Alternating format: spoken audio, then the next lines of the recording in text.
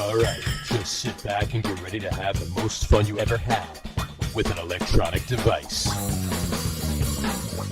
People say you get used to it. I don't know. It's hot here, but that extra 20 degrees or 10 degrees is pretty rough. I've been in the desert in California, and it was $120. It's a dry heat. Yeah, it's a dry heat. So you don't sweat when you die. You just bake. Frizzle.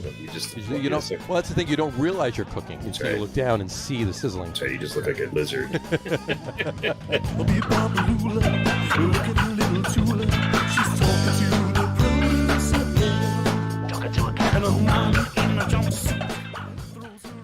All right, everybody, welcome out to the Get On With It Sports Show. It is Wednesday, August 25th, 2021. Jersey Johnny coming at you, and with me, as always, is none other than Mr. Harry Lug Nutz. Say hello, gentlemen. Well, gentleman, say hello. Used to both of you hello on the show. So I think after next year we need a different say hello, something different than say hello, gentlemen. Say hello, gentlemen. Well, Yes. Say hello, guys. I don't know. Say howdy, buckaroos. Howdy, buckaroos. Is that from Captain Kangaroo? Did he used to say that? I think he said that. Yeah. Or did he only say that when he was in jail? I think it was one or the other. I'm not sure exactly when, but it was somewhere in there. Captain Kangaroo. Heidi ho, buckaroos. I mean, that was a strange guy to spend your childhood watching, wasn't watching Captain Kangaroo, yeah, Captain Kangaroo. Bob big influence Bob on Keaton, me. right? Bob Is Keaton. that his name? Bob Keaton, yeah. Yeah, I mean, is he still? He can't. There's no way he's still alive. Is pretty sure no, but we can check. We have the technology. Captain Kangaroo. Captain Kangaroo. Interestingly enough, he sort of reminded me of my grandfather a little bit. They dress similarly. Similarly. Yeah. The red jacket with the white piping. Might have been a little different, but yeah, similar. I gotcha. They both had eyebrows that I've inherited that certainly come at you from many different angles. Gotcha. Let's see. Bob Keaton is. People are tuning in right now. This is a sports podcast, and these two guys are talking about Captain Kangaroo.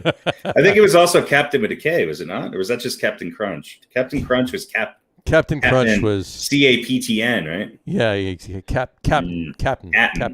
Yeah. And was Captain Kangaroo a K or no? Captain Kangaroo was. I got to look here. I just went to Bob Keaton. No, it was Captain Kangaroo was with a C. Yeah, Captain Kangaroo was the K. CK. Yeah.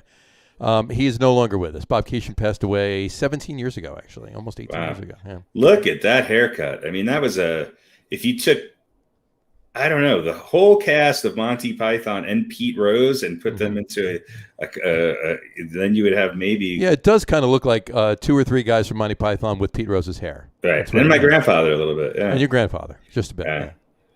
Exactly. Yes. So Captain Kangaroo. Captain Kangaroo. So is that what we're going to go with now? No more say hello, gentlemen. We're going to do howdy do, buckaroos? Or? No, I don't think that's I don't think that's appropriate at all. I'm not even sure he said that. I don't think he did. But in any event, yes. No. Well, it's just you at the moment. RadioPete will be along presently. He had to do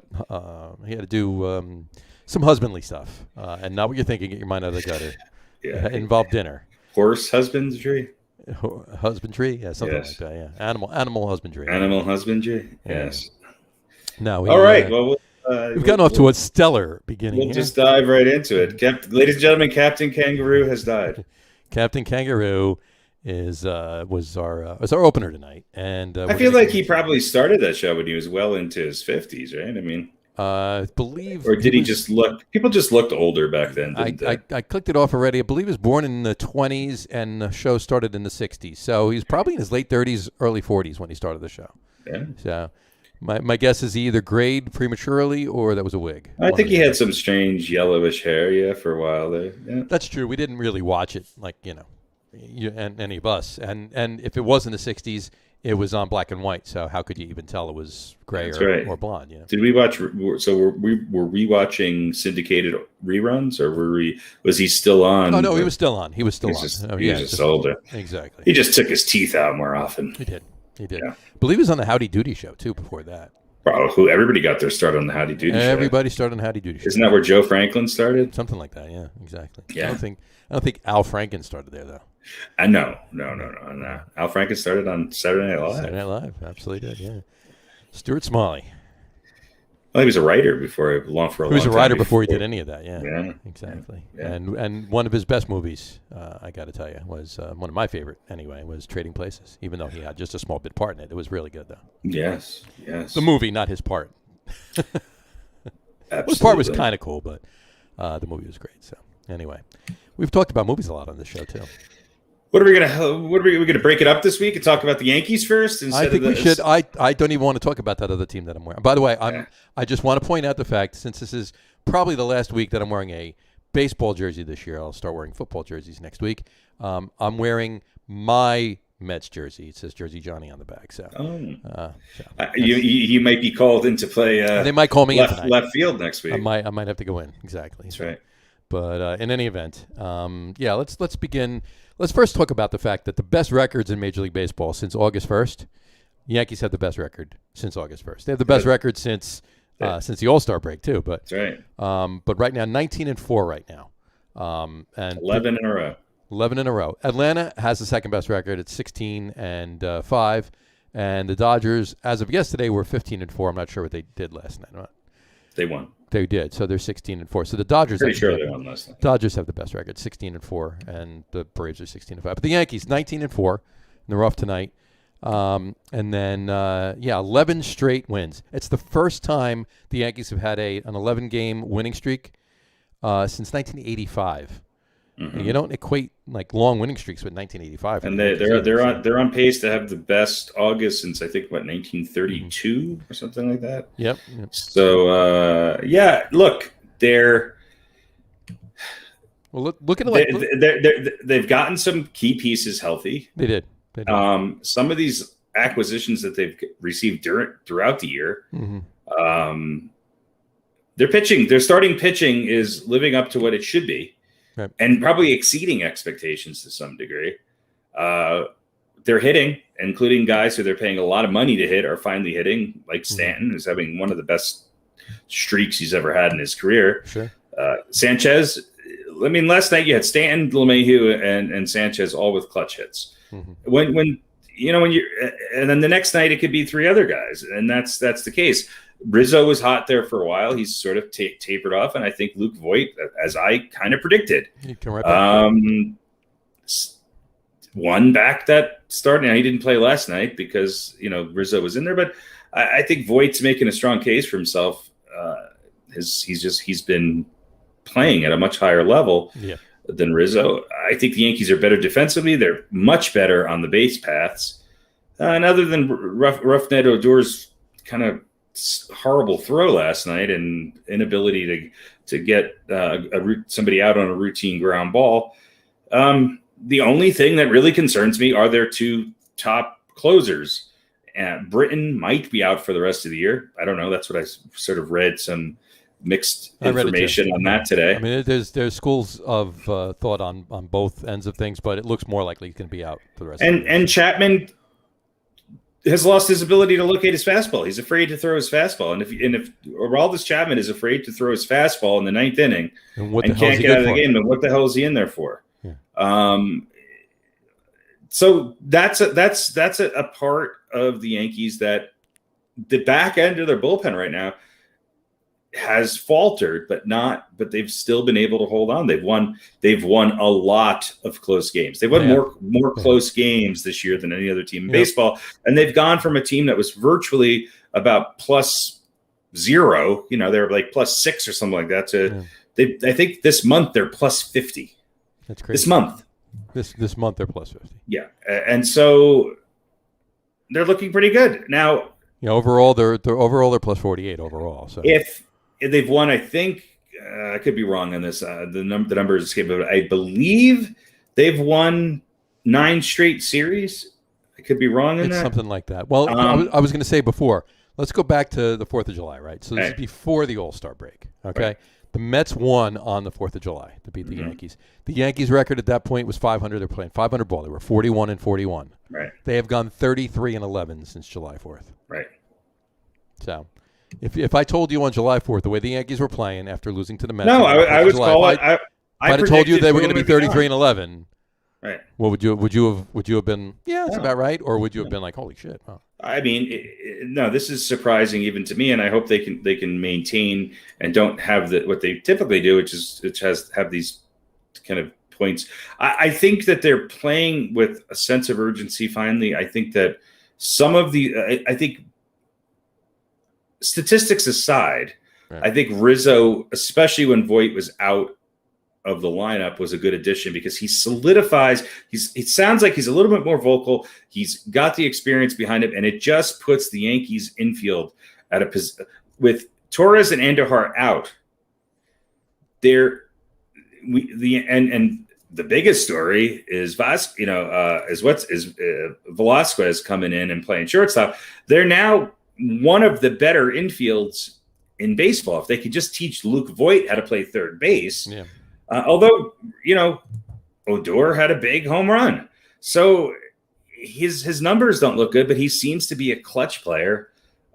And with him playing third and DJ back at second, Rizzo and or Voit at first, mostly Rizzo, the Yankees infield is great. Now their outfield, I believe last night they had Gallo in left. Well, on that last play, he did not look all that sure about catching what should have been more of a routine fly ball. I believe they had Aaron Judge in center field and Giancarlo Stanton in right field because they were playing in National League ballpark. Sure. So that's a scary outfield going into, but they seem to look again. It's like, hey, you guys got to play. You got to play. And the fact that they had Judge in center and Gallo in left tells me maybe Aaron Boone's got more faith in Judge. Judge hasn't been throwing the ball very great this year. He's overthrowing, underthrowing, missing cutoff guys.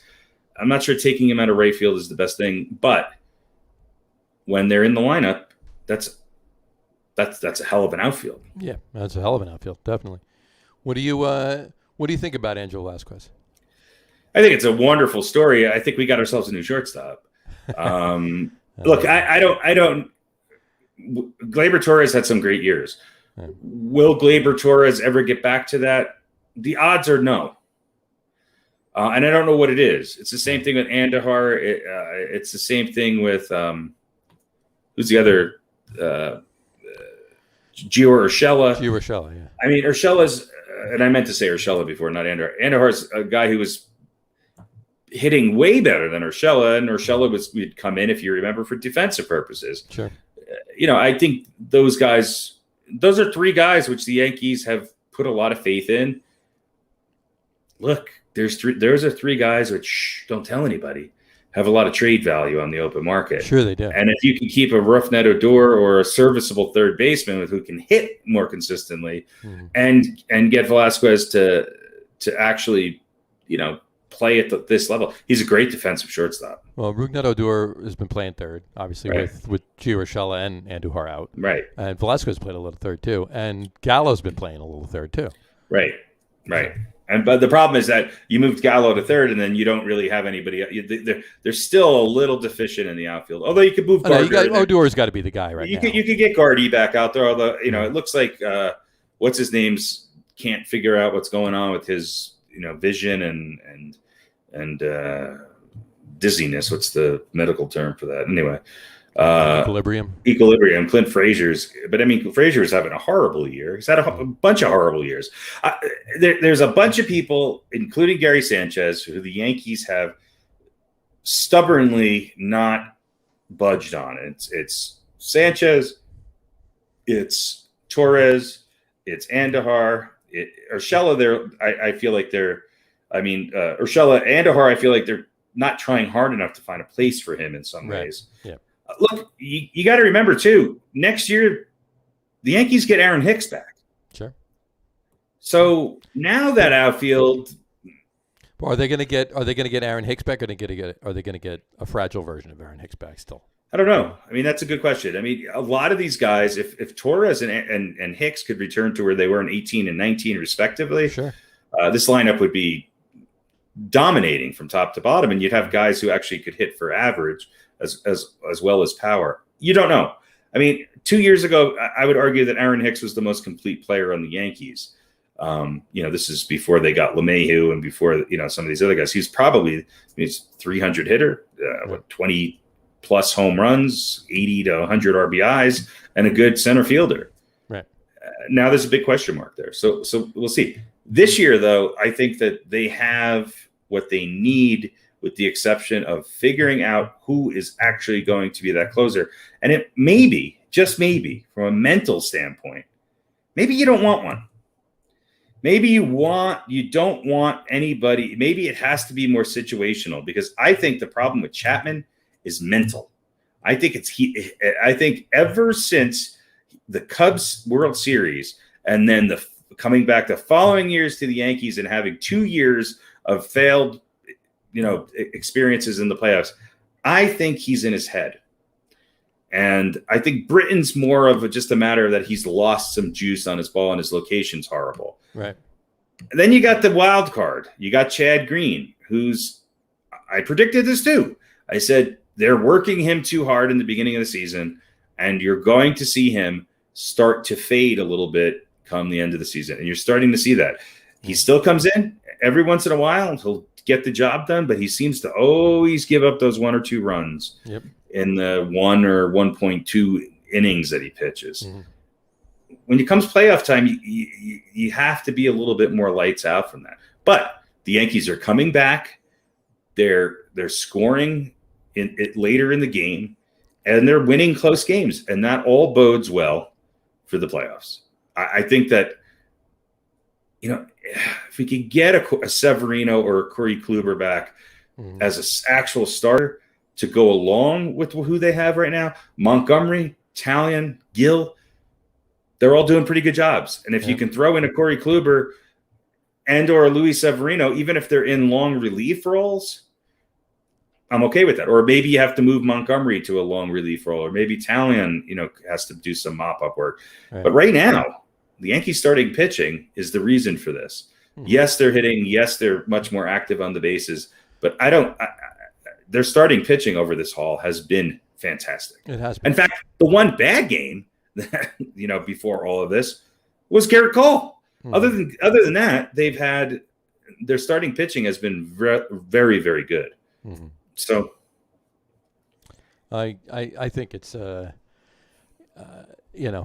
what they've been doing, what they've been figuring out. As far as you're right, though. I mean, it's about the hitting too. It's about both. It's about being timely on both ends of everything, and which is why they find themselves in this 33-11 run and 11-game win streak. And they're not relying solely on the home run. Yes, Stanton is mashing the ball a little bit more, but Stanton also 19-4 this month. And, Stanton's also able to get a single with men on base, which he hasn't been able to do in 2 years. Right.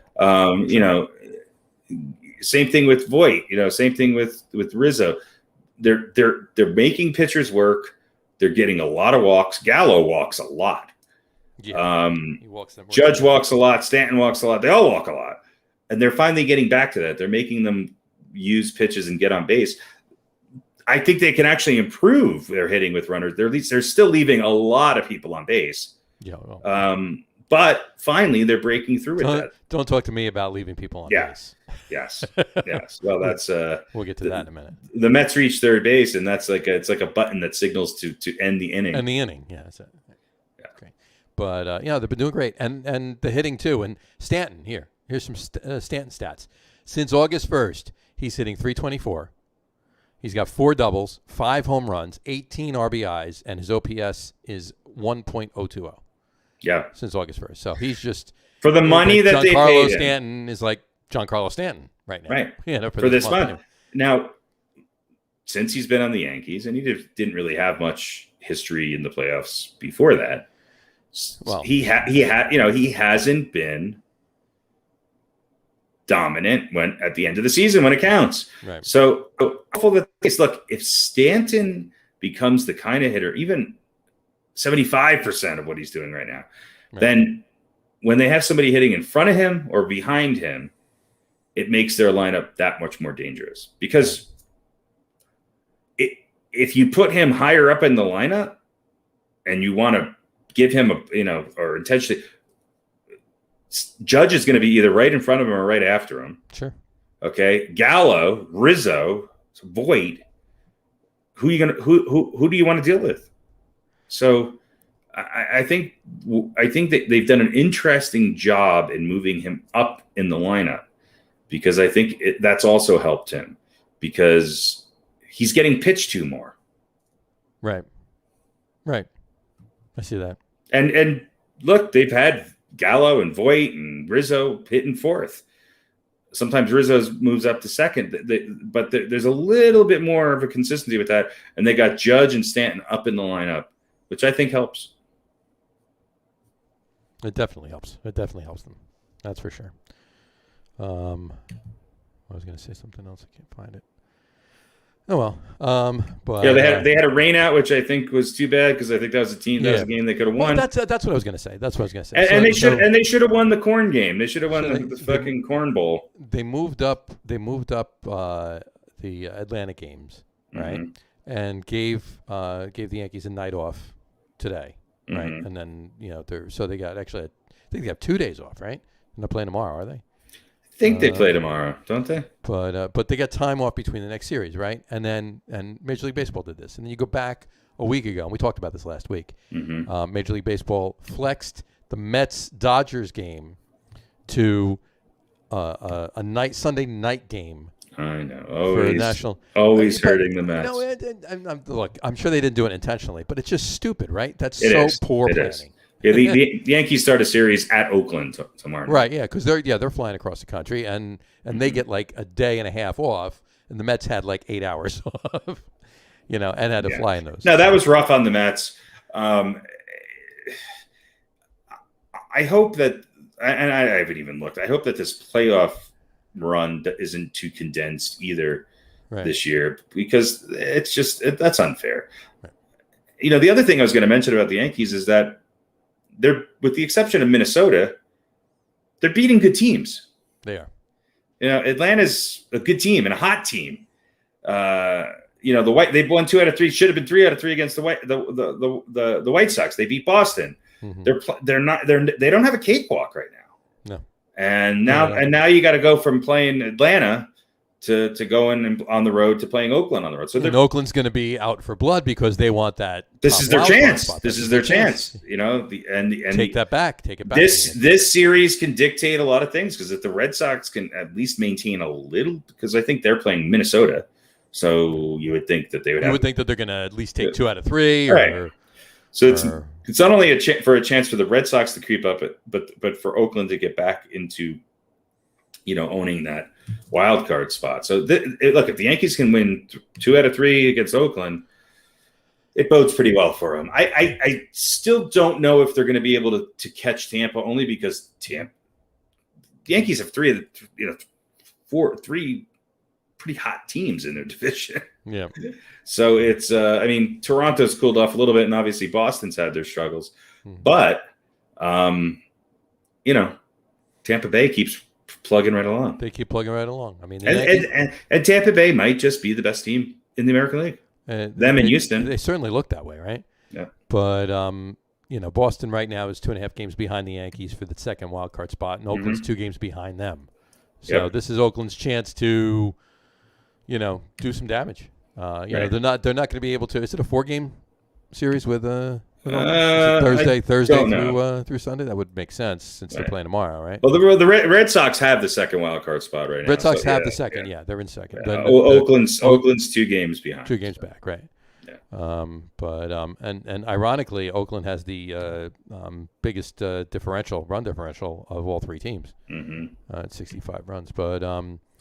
Oakland figures out how to do it, but of course they're also look at the division they're in too and that they're playing. So that helps quite a bit, and they also tend to falter a little bit during the playoffs. But if anybody's doing the most with the least, it's always the A's. Oakland A's or the Rays now too, but the Rays have spent some money. The Yankees end their series on Saturday with the A's. Oh no, they play on Sunday as well. Sunday, so it's an ESPN game, so 4-game series. There you go. So it's not going to happen, but they could. Oakland could do some serious damage. But well, sure, and Oakland can get back into into their own division. Securing up that division. That's true too. More. I mean, they're only 5 games behind the Astros. So, but yeah, all right. Well, as far as the other side of the boroughs of the bridges of the boroughs go, it's I don't even want to spend a lot of time on it. It's just horseshit right now. It really is. It's I mean, what was it? Steve Cohen tweeted. This was last week, and we talked about this last week. Or no, I'm sorry. Was it? Yeah. Yeah. Weren't the Mets 7 games out? No, last it was week? Sunday. It was Sunday. I'm sorry. And they're 6.5 out this week. They're 6.5. Yeah. There was. So they're 6.5 out. They're 6.5 out because they haven't played yet tonight. Well, and also because the Yankees beat the Braves. Sure, the Yankees beat the Braves, but the Mets keep losing. So it was the Mets' chance to get a couple games back on them, and they didn't do anything. But Cohen tweeted on Sunday that his disgust, basically, I'm not going to forget exactly, but it was disgust in the batting, in the hitting. And they responded with, I'm sorry, it was last week. It was at the end of our our podcast.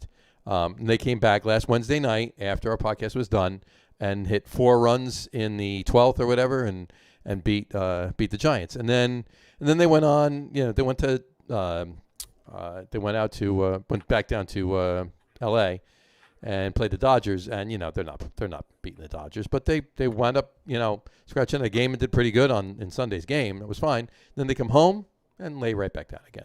Seven runs in by the second or third inning. They really can't win on the road. I mean, they're 15 under 500 on the road. They can't win on the road. And home was great for them, and now they're losing at home too. Well, and Syndergaard's gonna do a minor league rehab stint. So Syndergaard's doing a minor league rehab stint, and DeGrom is throwing. Yeah, and I got a question though. Seriously, DeGrom is not eligible to return until at the earliest September 13th. Mm-hmm. What do they honestly expect to get out of him the rest of the year? Unless all of a sudden, here's the thing, and I said this before, the only way the Mets are going to get back into this year is if they play a minimum 500 ball, better of course, but a minimum 500 ball, and the Braves absolutely collapse. Because we know the Mets are not going to win out. They're not going to go, how many games are left? 50-something, 40-something, 40-something? 40-something, yeah. They're not going to go 40 whatever and it's not going to happen. So 500 plus ball, and the Braves need to collapse. And that I don't think either is happening. So that being the case, the Mets are done. They're not. It's done. This year's done. They've had a rough schedule. I mean, they have the Dodgers, the Nationals. They played the Phillies. Then they played the Nationals. Then they played the Dodgers, then the Giants, and the Dodgers, and now the Giants again. Right. So they're in a rough. But look, they have 13 game. They have 3 against the Marlins coming up. They have 3 against the Nationals. Mm-hmm. Actually, they have 7 against the Nationals altogether. And 6 against Miami before they have before September 10th comes around. They go back and forth with Miami and the Nationals. When they play 3 against the Yankees. Mm-hmm. So look, 7 against the Nationals. Mm-hmm. 6 against the Marlins. Yeah. That's 13 games. They should go 10-3 in that stretch. They should go, honestly, they should go 13-0 in those. They should go 13. They're not but going they won't. to. They should go 13-0 in those. But 10-3 would be something that they should 9-4 would be. And Atlanta has to now go out and play the Dodgers and everything else now too. So I mean, could it work? Yeah, it could. I seriously doubt it will, but these bats does look, the Mets saving grace is they have to beat up on Miami, which they have a lot of games left with. After Miami, they got the Yankees, the Cardinals, the Phillies, the Red Sox, the Brewers. Mm-hmm. Then they got 3 with Miami, and then they end the year in Atlanta. Mm-hmm. They have I think they have 9 games left with Miami. Yep. Yeah. They need to win all 9 of those. They need to win all of them. And I said this before too. It would not surprise me. I don't know what it is. In fact, I'm going to look it up really quick. It would not surprise me to find out that the Mets Marlins all-time record favors the Marlins. Probably. I want to check it out here. I meant to do it before. Let's see right here. So the Mets have about 36 games left. Yeah. I mean, if I had to look at how they're performing right now, I can't see them winning more than 16 of those. Right. I mean, that's just, and that kind of puts them at where they're at right now. And I don't think that gets them anywhere close to the playoffs. So to get back to your other point, what are they trying? They'll know when DeGrom's ready to come back, whether or not they have a chance. And if they have a chance, they got to play him and they got to pitch him. If they don't, then maybe you don't take any chances on him, or you send him out there and just to see what's going on. Right. But Mets actually do favor Mets. Mets are winning the series. 222 games to 249 games. So it's close. But the Marlins were really good for a few years there, and they're not right now. So I mean, that's. But they always seem to play the Mets hard, or the Mets always seem to suck against the Marlins. Right. One or the other, either way. You look at it, but it's just stupid. And I mean, they got Baez back on Sunday, and he had a decent game, and obviously they won that game. That was good. And then last night, Lindor comes back, and then the two of them together, you think it was going to be a good 1-2 punch? Nothing. They got shut out last night. Lindor's having a rough year. The Mets hitting has been inconsistent at best. I think the one positive thing is that their pitching's been better than you would expect it to be, especially with the injuries that they've had. Right. But they just can't. They go a bunch of games where they just don't score at all. They don't hit. I think there's something like 2 for 3 million with runners in scoring position. I mean, it's like you get a runner gets on first. There's 2 outs. He steals second, and I'm thinking to myself, why the hell is this asshole stealing second? Nobody's driving him in. Why waste your energy? You know what I mean? Seriously, it's what. Well, if he could steal third at home, then well, that's the only way to do it, right? He's got to steal third and then steal home. But it's one way to get a run in. But I don't know. It's a shame that it's got to come to that. But I think the Mets have some look. Nemo, Alonso, they're gonna be there. I'm not sure McNeil is he really hasn't shown me anything. He hasn't really done great. Conforto's been a flop. Although Conforto's on base percentage, he walks a lot, but his average is. And it seems like he's just not hitting with people in scoring position. When he's getting a hit with nobody in front of him. Obviously Baez is a fill-in, so you would, although he's playing again tonight. So, Smith, there's 3 or 4 positions on the Mets that are set. Obviously, their pitching is their big calling card. I think other than that, they can go out and get. And be aggressive with getting whoever they want. I think they really should. I think it's time. I mean, I said it last week on the show. He needs to get the hell rid of Sandy Alderson. He's been a good GM for many years. He was great out in Oakland. He was pretty decent for the Mets for many years. I think it's just time to put that aside and give Theo Epstein whatever money. Give him a blank check. Say fill in whatever you want. To become the president of baseball operations and hire a great GM, get rid of this fill-in, Zach Scott or whatever, and get on the stick and just spend and you know what? Maybe not spend like drunken sailors, because Steve Cohen said that last year. We're not going to spend like drunken sailors, but spend the money properly. Spending like a drunken sailor means you're giving $1 million to people that don't deserve it, right? But spending money wisely, even if it's a lot of money, is not spending like a drunken sailor. So Go out and spend the money. But I can see them. Unless there's another player available to play second, I could see them trying to move McNeil over to third, and re-sign Baez and have him play second. And chalking McNeil's woes up for this year up to him trying to play second base. Well, not trying to play second base because he can play a decent second base, but him being just the year with everybody else. Nobody's hitting. I mean. I would keep Pilar as a bench player. We'll go over this, after the fact. Right. We'll talk about plenty of time to talk about hot stove in a couple of months. But I just think there's some pieces that are good. It's just not gelling. They need 1 or 2, maybe 3 other pieces, and then they need a full season with Syndergaard and they need a full season with Syndergaard and with DeGrom. And I really do think they just need. I mean, they need a new president of baseball operations. They need a new GM. And honestly, you know what? They need to replace Rojas. Well, there's something. They need to replace Rojas. I don't think the Mets. You know, we tend to put so much emphasis on batting average and on base percent. Blah blah blah blah blah. If you look at the teams that are really, you look at a team like the San Francisco Giants and their crosstown, brothers, the Oakland A's. Right. They've got very similar teams. There's nobody that's really lighting it up. Right. I mean, yeah, Crawford is having a good year for the Giants, but other than that, they're all hitting around 240. You know, Chris Bryant's now hitting 269, but their pitching is.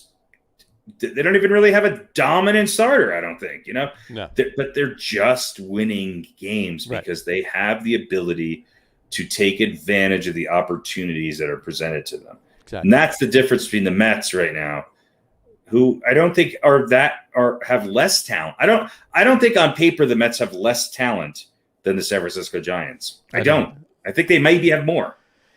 But on paper they actually do have more. Yeah. You know? I mean, they should be far and above the Giants. So I mean, they're not going to be the Dodgers. Nobody is, but the Dodgers are in second place. That's what I think people fail to realize. They have the second best record in baseball, I think, but they're in second place. I'm not sure they're going to catch the Giants. The Giants just continue to win baseball games. Yeah. Right now, the Mets are beating the Giants 2-1. Yeah. In the bottom of the sixth, 1 out, runners on the corners. Maziki is up, and the Giants only have 1 run on 1 hit, and they have 1 error. The Mets have 8 hits with 2 runs. See, that's the problem. Think about that. 8 hits. It's what I just said. The Giants take advantage of the opportunities that are presented to them way better than any other team in baseball. It's just ridiculous, but at least they're. I mean, you know, there's still it's the bottom of the sixth, and there's still another 3 innings for the Giants to get back into it, and they're only 1 run down. But I don't know. I don't know what to say about it anymore. It's like almost like a waste of energy to even talk about it. It's the same tale every week we talk about it. So, but you know what? Hey, you know, like I said, if they can somehow mount a 500, 600 baseball, play 500 or 600 baseball, maybe somewhere in there in the middle, maybe a little bit better than that. Which is possible because of the games that they have with the Nationals and the Marlins and everybody else. And then, I mean, they gotta cross their fingers that Atlanta collapses too. If that happens, then they can get back into it. They're not getting a wild card. Both wild cards are coming out of the West. Whoever doesn't win the division, the other 2 teams, you know, between the Giants, Dodgers, and Padres. Well, and the Padres are a question mark too, but I still think that it'll happen in hand. But between the Giants, Dodgers, and Padres, they're, actually, I take this back. The Dodgers are 10.5 games up in the wild card right now. They're 2.5 behind the Giants. They're 10.5 games up in the wild card right now. Cincinnati has the second wild card right now. Yeah. The Padres are a game behind. The Mets are 7 out of the wild card and 6.5 out of their division. Right. Exactly. San Diego is, and San Diego is 14 games behind the Giants. So that's not happen. I think I'll take that back. And Cincinnati's playing decent ball, so you know, it could be one of them. And you know, look for it's gonna be one of them. It's gonna be the Padres or the Reds. Looking at the second wild card, and whoever doesn't win the West between the Giants and the Dodgers, the other one's getting the first wild card, obviously. But but I think if there's any chance, it's going to be the Mets playing decent ball, which is going to be hard for them to do. They haven't yet. You know, even in the beginning of the season when they were in first place, the only reason why they kept first place as long as they did is that the Braves and the Phillies kept losing. You know, but it wasn't like they were running away with the division. They kept it close by not winning what they should have won. But we'll see. I mean, look, the Giants are an interesting team. This kid from Freehold, Anthony DeSclafani, he's got 11 wins. Mm-hmm. It's 11-5. I mean, his ERA is over 4, but I mean, they got Johnny Cueto in the offseason. He hasn't panned out nearly as well as, you know, what I think they expect him to. Right. But they're still going to have him as maybe their third starter in the playoffs. Yeah. So that bodes pretty well. It does. It does. It's crazy to think about, but yeah. Well, we'll see how that all pans out. Got to give congratulations to Miggy. Yeah, isn't that great? And then he follows it up. He hit his 501 last night. 501 last night. Yeah. So he's 5. How close is he to 3,000 hits? He's getting close. Like, what does he have? Another 48 or something like that? Geez, I had it right here. Hold on one second. Hold on. Miggy. He's got. I can do this. 2,958. 2958. Yeah. Yeah. So he's got another 42 to go. He'll do it. Do you think he'll do it this year? It's gonna be close. It's gonna be. He's got to hit. What's that? He's got to hit one hit. He's got to get one hit every game, and then a couple of games he has to get 2 hits. Not sure he's gonna do it. So it's gonna be tight. It's gonna be tough. I mean, he's got to come back and play another year if he's going to be that close to 3,000. I don't know why he wouldn't. I mean, at that point, the Tigers should just say, "Hey, we'll give you a week-to-week contract until you get your 3,000, then you can retire." Yeah. But that would be nice. But here's a question for you. I got a question for you, and I'll ask it if Pete gets on. If Pete gets on anytime soon, I'll ask him as well. But I'll ask you right now. Who's going to be next? To hit 500? To hit 500. Who's going to be next to hit 500? The closest right now is Nelson Cruz. Okay. He's probably won't last long enough. 443. Oh, how old is he? 38. He's 38. Yeah, but how many home runs has he hit the last couple of years? Is he 38? Yeah, he's 38. No, I'm sorry. Nelson Cruz is 40. That's what I thought. He's 40, yeah. He has, I had it here. He hit 26 this year. Yeah, he's 41 actually. 40, is he 41? Yeah. But yeah, he hit 26 so far this year. So, but this is a guy who's gone under the radar for his whole. I mean, he's playing with the Rays, so does postseason count towards those numbers? No, not at all. No, but he can. I mean, if he hits another 5, and then he's going to need 2 years. He's going to need this year another 2 years. So he's got to play at least 42 to get to 500. I mean, unless he just goes on a tear and it's 50 home runs next year, But realistically, he's had almost 400 at bats and 26 home runs. So what is that? One home run every 8 at bats? One home run every 8 at bats. 1, 2, 3, 4. No, every 16 at bats. 16 at bats. Yeah. Yeah. So yeah, he'll need 2 years. Mm-hmm. Behind that, you got a tie at 334 home runs.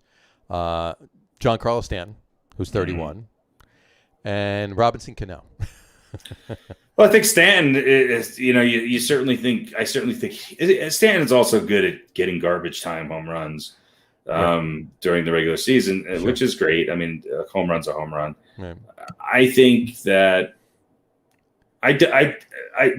There's a big question mark hanging over Cano.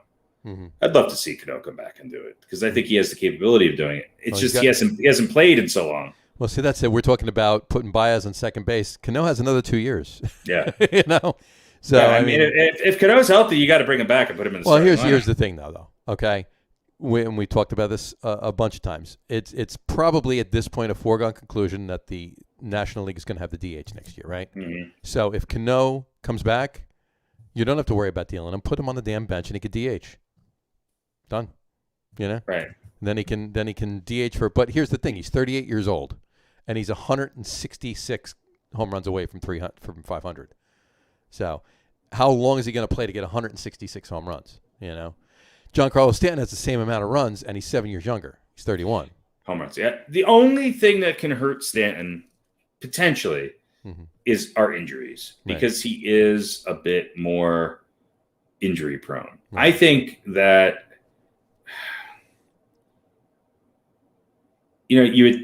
I don't really see anybody else on that list. I think Stanton. I think Cruz is obviously closer by quite a lot. Sure, but he's also 3 years older than Cano. 41 and 10 years older than Stanton. Yeah. So if he's, And Stanton, by the way, Stanton has hit 22 home runs this year as well. Yeah. Cano has, in case you're wondering, Robinson Cano has hit 0 home runs this year. Well, he hasn't played. Nelson Cruz has had how many this year? Nelson Cruz, 26. Okay. 26. So, and he needs what? Another 57. 157? No, just 57. 57. 57. He's got 443. He needs 57 home runs. And here's a question. Quick aside, because I got 2 other people I'll bring up, but quick aside. Albert Pujols, clearly this is his, swan song, if you will, but he only needs 23 home runs to get to 700. I know. Yeah. I know. So I think Cruz will do it next year.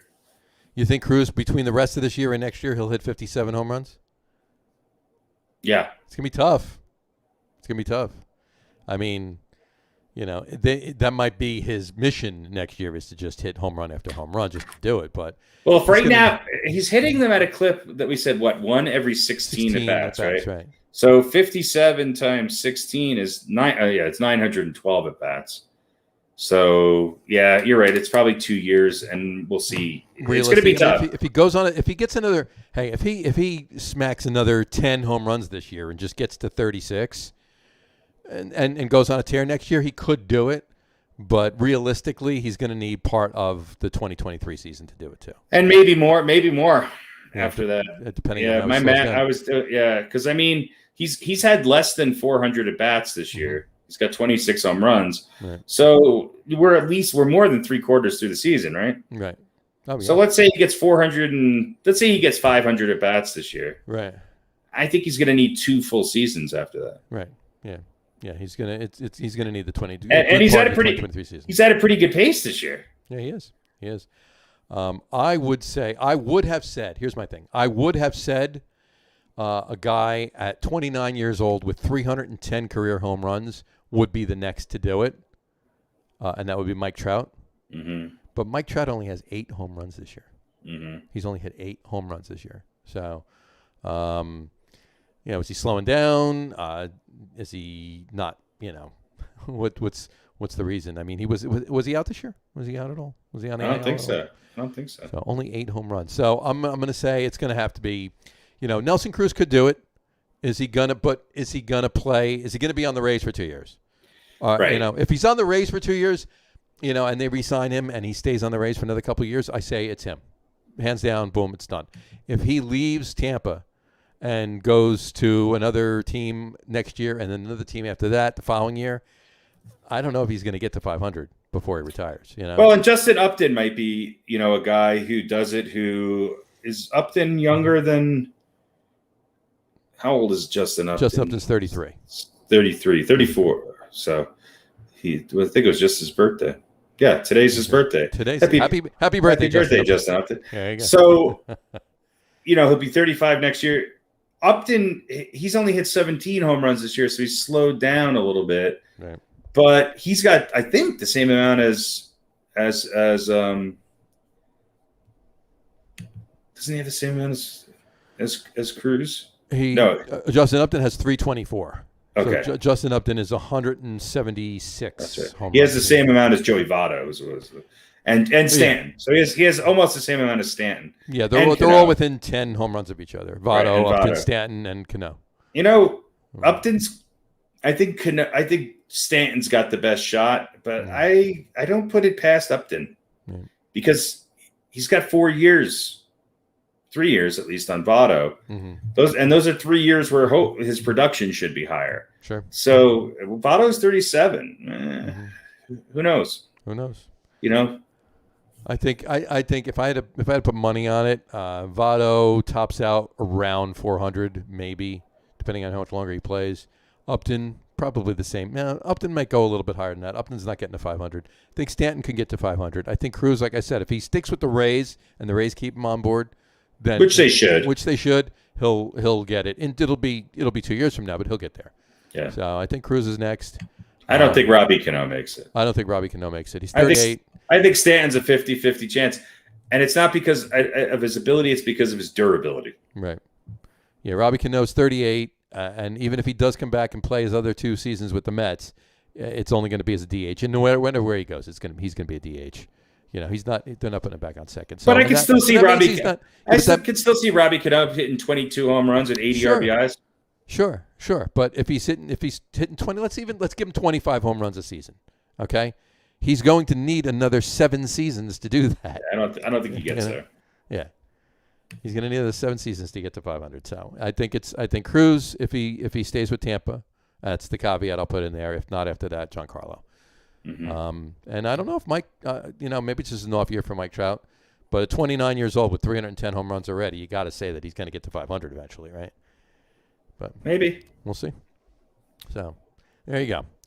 All right. I mean, Stanton's. You think Stanton will hit 30 home runs this year? Think he has 8 more home runs in him? Giancarlo Stanton has, what did I say? He's 22. Yeah, I think he can get to. It's August still. He'll get close. He could get to 30. I think he'll hit 30. I think he can get to 30. Well, yeah, he's got 22 home runs and 65. He's RBIs. hit 5 home runs since August 1st. So right. if he hits another home run, that's 6 home runs in August. That gives him 23. That means he's got to do 7 in September. So maybe he hits 2 before next Wednesday. That's possible. I think he'll get about 27, 28. Yeah, it seems about right. 27, 28 is a fair assessment. So, all right. Pete's still not with us, so we'll do the quiz without him. I'll ask you both questions. All right. All right. You get both. You get both the Mets and the Yankees. All righty. So I'll give you. We'll ask him when he comes in, but what do you want first? You want the Yankees? No, let's do the Mets first. And on something I know about. There you go. All right. It's a little different. This will be the last baseball quiz until we get maybe around World Series. Maybe we'll throw one in there then. But quiz-wise tonight, here we go. You're a player, manager, or GM. It doesn't matter. You're one of them. You're a player, you're a manager, you're a GM, you're one of them. Which owner would you rather work and play for? Okay? Mm-hmm. All right. Nelson Doubleday or Steve Cohen? Nelson Doubleday. Yeah? Yeah, why not? Right. I mean, look,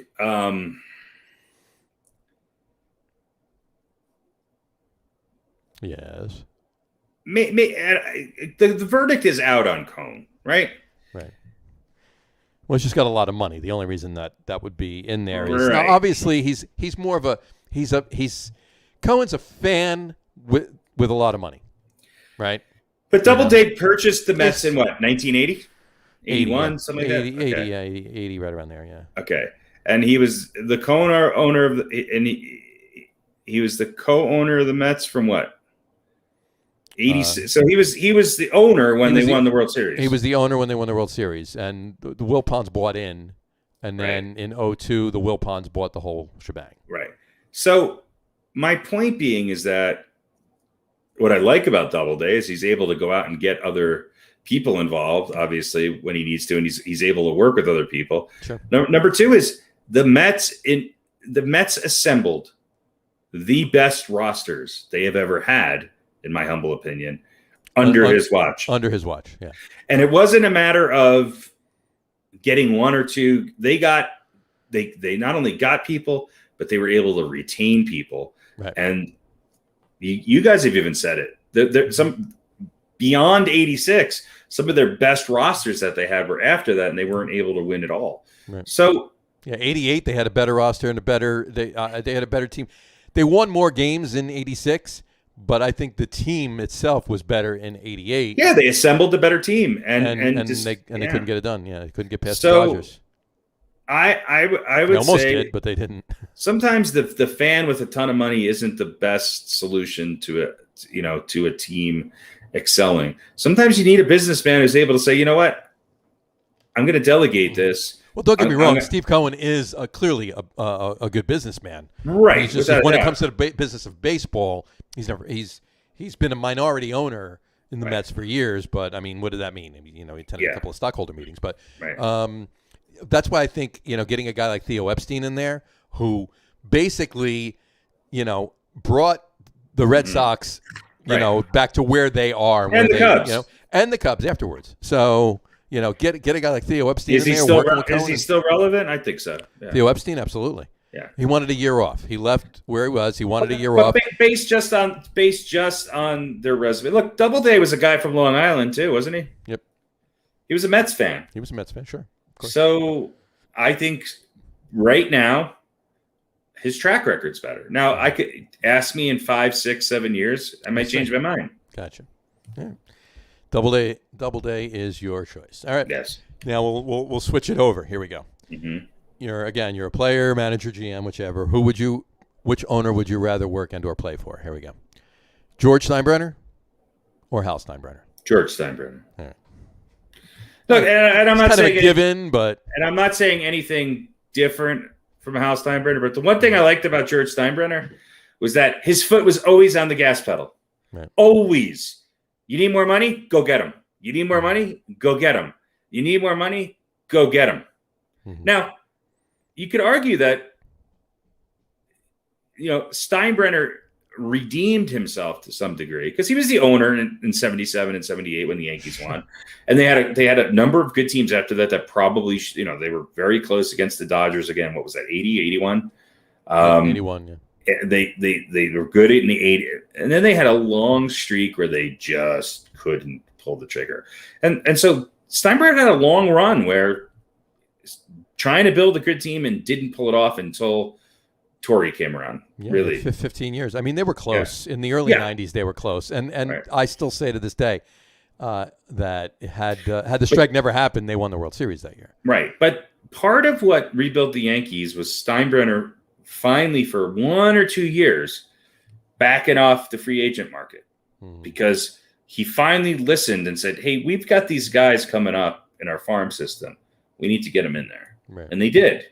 And, look, the first time the Yankees won the World Series, Rivera was even on the roster, or he was a middle reliever or something. He was a middle reliever. He was Jeter was starting, but Posada hadn't come in and taken over the catcher's spot yet. No, Girardi was still and Bernie Williams was a rookie.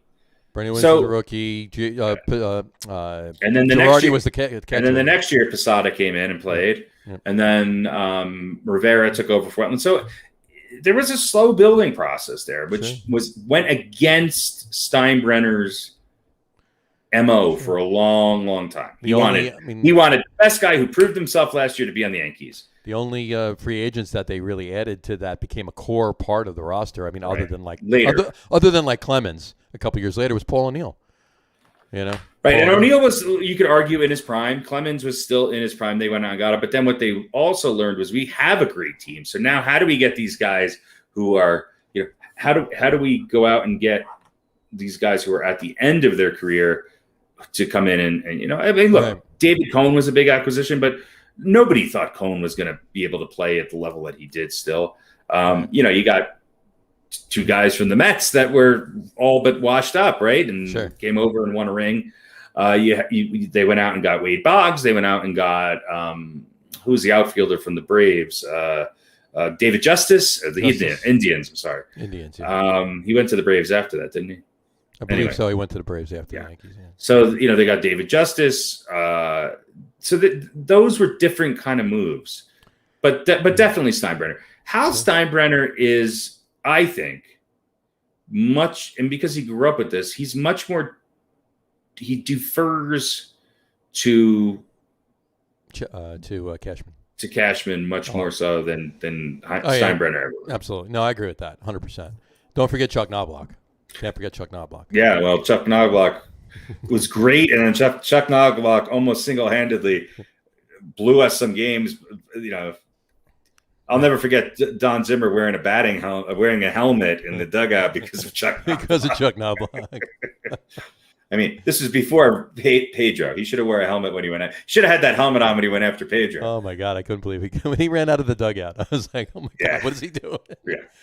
But I mean, Chuck Knobloch was a hell of a, but Chuck Knobloch was an all-star, and he had his first year at the Yankees. He had a great year. He did. He got the yips. He couldn't throw the ball. I mean, did he have a Gold Glove the first year? I mean, he had Gold Gloves in Minnesota, but did he have a Gold Glove at all with the Yankees? I don't think so. I'm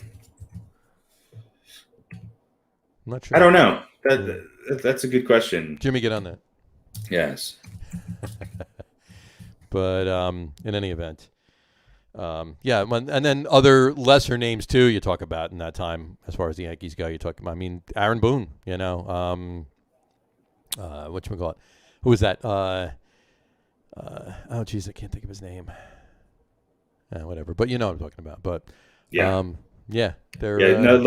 I think, won 2 Gold Gloves with the Yankees. He did. All right, the first year and then not the second year, right? The first year and then like a couple. He won a Gold Glove. Oh no, he won a Gold Glove award in '97, but that was the year he was on the Yankees, right? No, he won his 1 Gold Glove with his last year with the Twins. Twins, yeah, that's what it was. All right. But yeah, and then his last year with the Twins, he wins a Gold Glove, comes to the Yankees, and he can't throw to first base. Well, look, he won a World Series with the Twins, and then won 3 with the Yankees. Yeah, this is true. It's true. Yeah. All right, but anyway, all right. So there you go. George Steinbrenner's here. So Nelson Double and George Steinbrenner, old school for both. Yeah, look, has there ever been a better owner in baseball than George Steinbrenner? Just from you might. Whoever owns the Dodgers now eventually might take over that title, and he was a character on Seinfeld too, right? Well, you know who played him? Larry David. That's right. Yeah.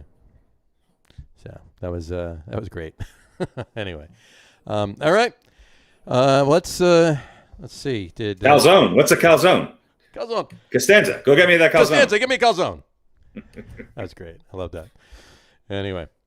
All right, Pete's still not on, so let's go to our let's do our top 10. Let's do our top 10. All right, top 10. It's a top 10 of sorts this week, folks. Top 10 single. See, it's top. It's not even gonna say top 10. Top single season performances by position.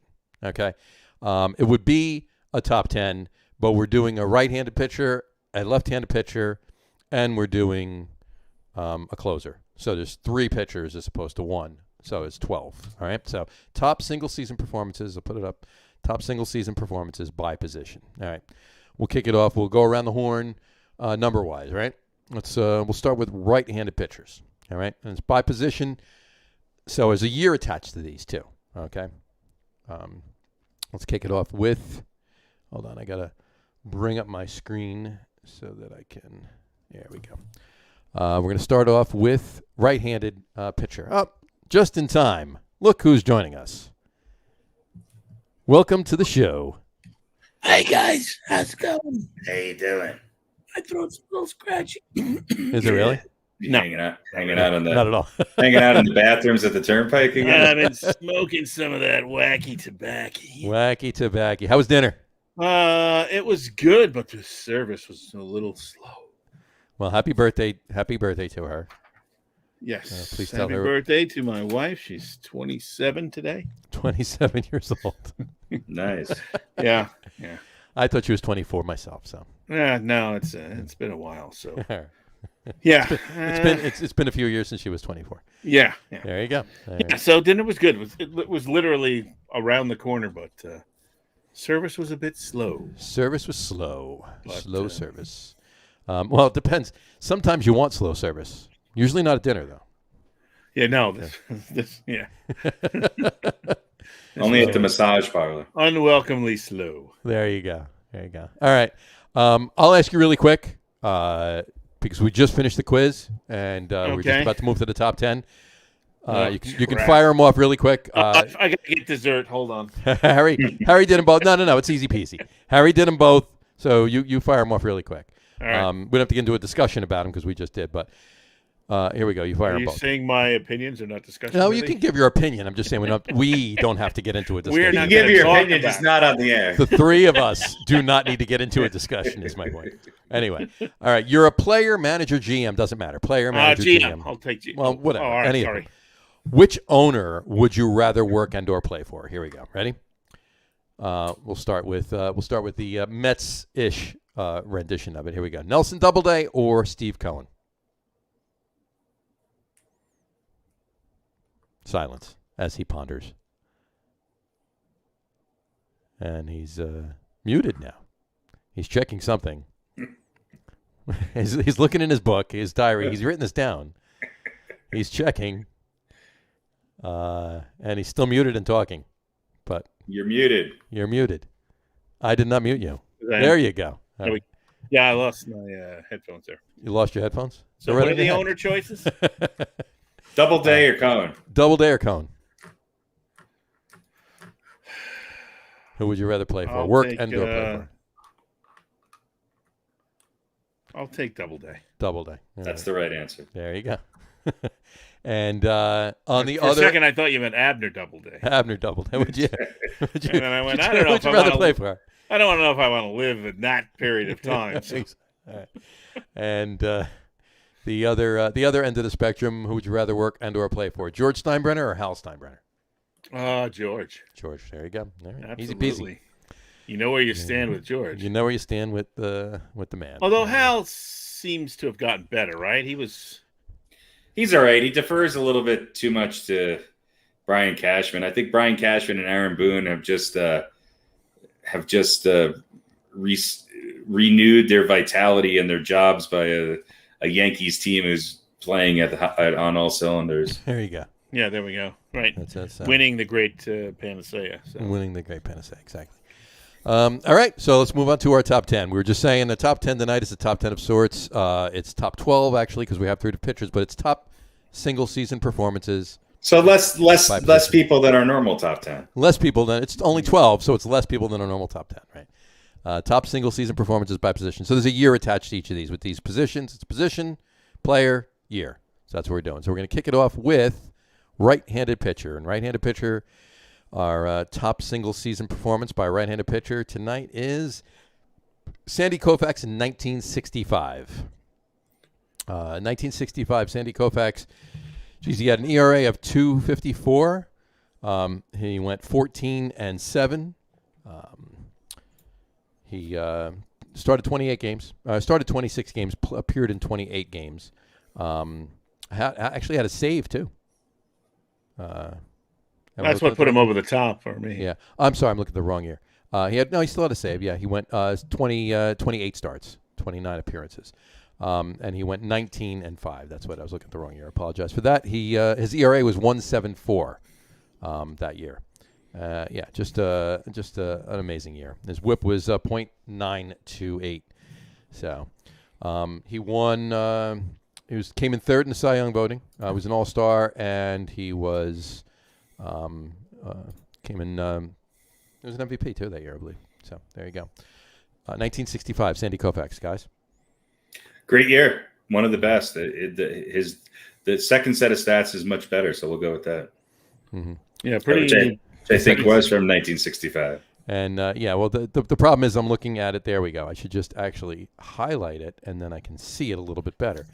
But yeah, the stats were crazy that year, and he did win the Cy Young. I take that back. So yes, we'll highlight the rest. Cy of Young and MVP, right? Cy Young, and he came in second in the MVP voting. Second in the MVP. He was an All-Star.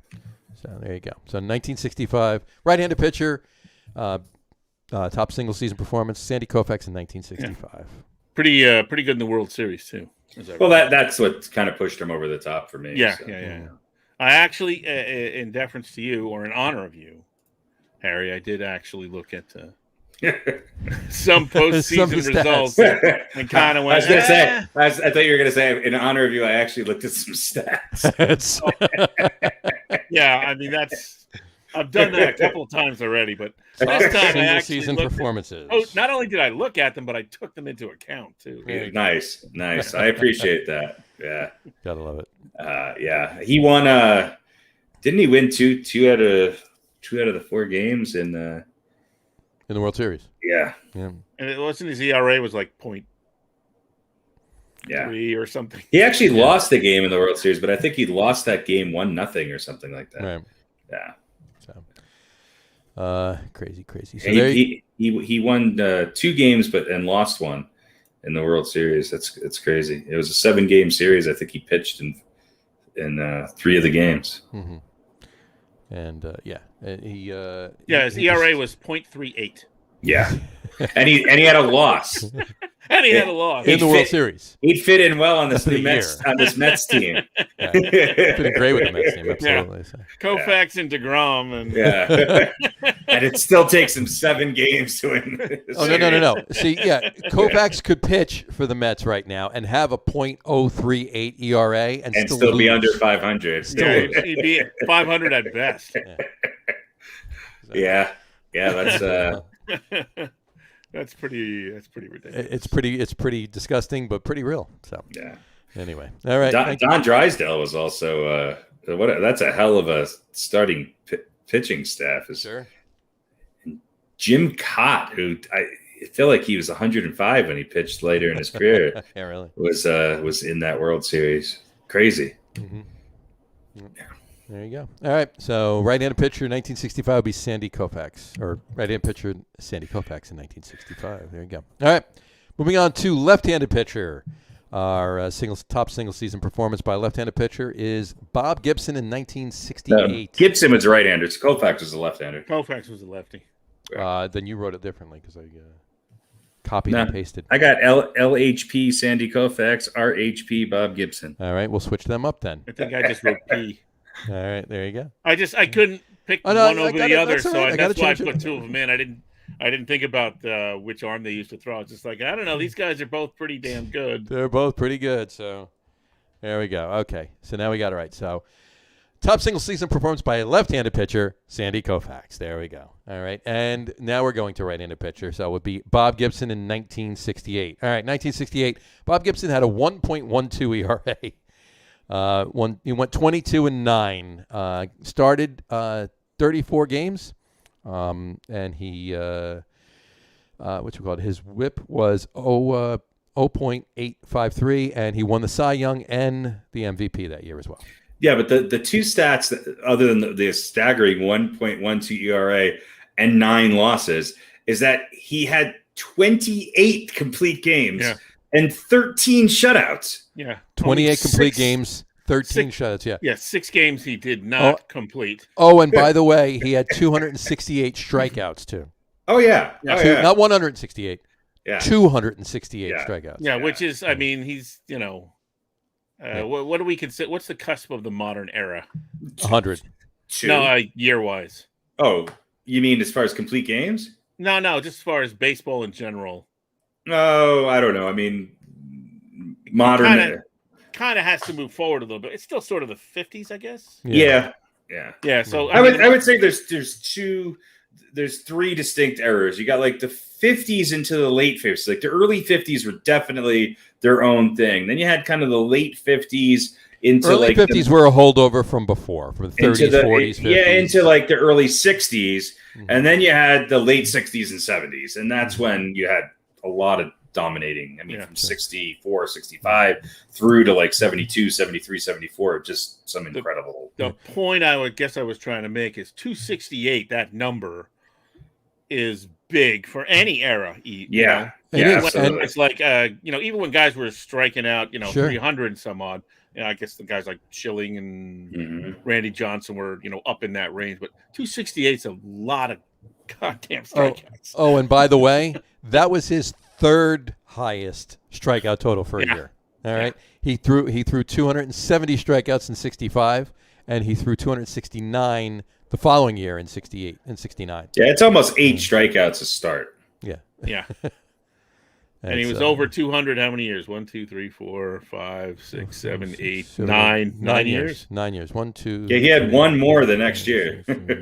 and 2 and 5 and 6 more the year after that. Yeah, 1970 went 274. That's right. I just missed that one, yeah. But his ERA ballooned to 218 the following year. Oh, well, shut him down. Well, he was washed up by then. He was done. Yeah. I mean, by the time he got to 1970, it was just a tick over 3. Yeah, and then 1969 too. The year after, he threw 28 complete games as well. Well, in 28 complete games back to back. In 73, his ERA went back down to 277, and he had 13 complete games. But think about this: he won 22 games in 68. He won 22 games, but he pitched 28 complete games. Right. So 6 of the games he threw complete, he lost. Right. So, and then in right, in and that's with in a 69, it was 8 of the games he lost. That's with a 1.12 ERA. With a 1.12 ERA, yeah. So it wasn't like he was losing games 6-5. No, he was. Yeah, it was 1-0. 2-1. It was 1-0, 2-1. Yeah, exactly. So he was pitching. So he was pitching for the Mets in 1968. Yeah, exactly. Right, exactly. I mean, look, the only other guy that I thought of on this list was Ron Guidry. Sure. In 1978. 78, yeah. Yeah, he went 25-3 with a 1.74 ERA. He had 9 shutouts and 16 complete games, which, in that 10-year span from 68 to 78, the big difference was that you started to have closers. You started to have relievers come in. The complete games was not as big a thing. Side, yeah.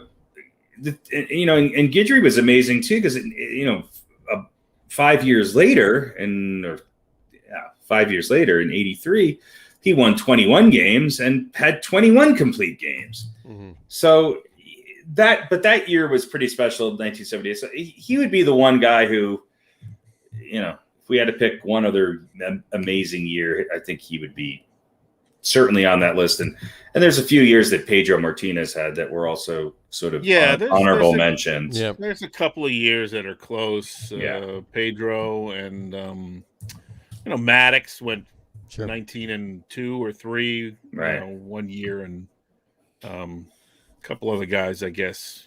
I mean, 20 used to be the mark, right? I mean, you weren't even being considered for a Cy Young unless you hit 20 wins, right? Right. And DeGrom kind of broke the mold on that one. Carlton had almost 30 wins, right? That 1 year, Steve Carlton, and so these guys are all close, but I mean, we don't even. Cy Young never had this good a year. No, and Gibson, he the award after he didn't win a World Series that year, but he was 2-1 in the postseason in '68 with a 1.67 ERA, and he pitched 3 games, and guess how many of those were complete games? 3. Yeah, you gotta love it. Yeah, he had 35 strikeouts in 27 innings. I mean, it's just incredible. It's and the year before, I think didn't they win the World Series, and he was the MVP of the World Series in '67. So he was 3. His career stats in the postseason are 7-2. Okay, with 9 games started, 9 complete games, or 8 complete games. I'm sorry, 8 complete games. It's just incredible. And his career earned run average in the postseason was 1.89. It's like a video game with a cheat code. Right. And so that's just why I gave, to Gibson and Koufax, because I think their performances were just spectacular. Yeah, it's crazy. All right, so there you go. Right-handed pitcher, Bob Gibson, 1968. All right, we're moving on to the number 2 position. We got catcher. Top single-season performance, best single-season performance by a catcher. We giving it to Johnny Bench. Gary Sanchez, 2020. Johnny Sanchez? Johnny Bench. Sanchez. Johnny Bench. 1972. And I actually had, I was looking at 70 for this one. Okay. But I know 72. He won the MVP, right? He won the MVP. Well, he won the MVP in 70 as well. Right. He went in 72. He had whatchamacallit? He played in 147 games, hit 40 home runs, had 125 RBIs. Whatchamacallit? And he did have 148 RBIs. He had 148 in 1970 and had 45 home runs and played in 158 games in 1970. Yeah, so 11 and he won the MVP games. both years. 70, 72. Just I think he had a better Jazz bases. They're both good years. He had a better postseason in 72, maybe. He had a better postseason. He didn't have a postseason in 70, did he? No. Yeah. Yeah. Okay. No. So there you go. There you go. So. They lost to Baltimore in the World Series in 1970. Yeah. Oh yeah. Is that right? He dipped down. So this is why I picked 72. Now I remember. Oh yeah, that's right. In 1970, he hit 211. Yeah, he had a miserable in the postseason. And in 1972, he hit 333 with he had a home run, 2 RBIs, but he hit 333 and they won. And his OPS was like 1.017. Sure. He had 12 total bases, and he wasn't great in the World Series. No. In the championship series, he killed it. And in 1970, he was not good in the NLCS or the postseason. He barely hit over 200. I'm thinking of 70. Yeah, 70 the Orioles. He didn't come through in the postseason in 70. Yeah, he hit 261 in the World Series. They lost in 72, though, right? So what years did the Reds actually win? Was it later? Was it 75, 76? 75 and 76. Yeah, 75 they beat the Red Sox, and 76 they beat the Yankees. Yeah, and he was pretty miserable those years. I mean, 76 he had a good World Series. He had 533, but he only had in 15 at bats he had 8 hits. 8 hits, that's pretty good. Yeah, against the Yankees. So yeah. Yeah, and a pretty good championship series that year as well. Yeah. Mm-hmm. But 75, he was miserable again. Yeah. 1 for 13. Well, injuries it started to creep up with him, and it was hard for him to stay behind the plate. So, But the only other person on my list here, and I think maybe he was only on my list and nobody else's, is Mike Piazza in '97. I mean, there's nobody I don't think that's had that good of an offensive year as a catcher. Of course, Piazza sort of reinvented the catcher position a little bit, where offense sort of trumped defense to a certain degree. Piazza's defensive liabilities were maybe even more than what people made them out to be in some ways. Oh no, he was behind the plate because they were airbrushed a little bit. I'll still to put it mildly. I'll still take him over Gary Sanchez. Well, that's the thing. When your average catcher is hitting, 211, right, maybe 240, right? It's like, hey, this guy. And then you get Piazza, you'll take all that. Well, you had Piazza, and then a couple years later, you had what's his name from Minnesota who beat his highest average by like 2 points or something like that. So you did have for a while there some years where there's just some catchers that had amazing years, both power wise and average wise. So I think you could argue Piazza that year was something pretty special. Right. Oh, in 70, yeah. 97. 97 was. Yeah. In 77, he wasn't that great. He wasn't. Well, he was only 9 years old. So he was ripping it up in Little League, but yeah, the Eastern Pennsylvania Little League. That's right. I'm sure he had the Johnny Catcher backup. What was it called? The Johnny Bench batter up. Pitchback. Well, pitchback. There you go. Yeah, pitchback. Yeah. Had one of those. Orange. All right. It was orange with the net. Yeah. Catcher. First base. Second base. Bugs Bunny. All right. Yeah, all of them. Exactly. All right. Moving on to first base. This is obviously a given. It would be Mr. Lou Gehrig in 1927. Lou Gehrig, 1927. Almost like somebody made this up for like a movie or something. Really. Completely. He played in 155 games. He hit 52 doubles, 18 triples, 47 home runs, 173 RBIs. 173 RBIs. And that wasn't the only year that he hit 173 RBIs. He had 185 and 31. He had 185 and 31. He had 173 again in 1930. But 173 RBIs and won the MVP that year as well. One of the 2 years he won. I hope so. Yeah. Is he the closest to Hack Wilson's record that anybody's ever gotten for RBIs? Yeah, I think so. It's got to be, yeah. He hit 373. Well, he had a 340 career batting average. I think sometimes we forget about that. 340 career batting depth. That was his best year of average. No, the year after was. Yeah. In 28, he hit 374. Yeah. He hit 379 a couple of years after that. Well, in 1923, he hit 423. Yeah. But he only played in 13 games. So. Yeah. So. Yeah. But and then he hit 424 in his average was always in the 300s. Always in the 300s. Yeah, 334. I'm sorry, 363, 329, 354. Holy smokes! 1938, he had a horrible year. He hit 295 with 114 RBIs and 29 home runs. He'd be an MVP candidate in his worst year. Right. Nowadays. Right. in the year that we're talking about, though, he had 447 total bases. 447 total bases. That's unbelievable. That's insane. Absolutely. And the year he had 295, like Wally Pipp was, standing behind the manager going, I don't know, he's having a down year, Skip. Yeah, that's right. I love it.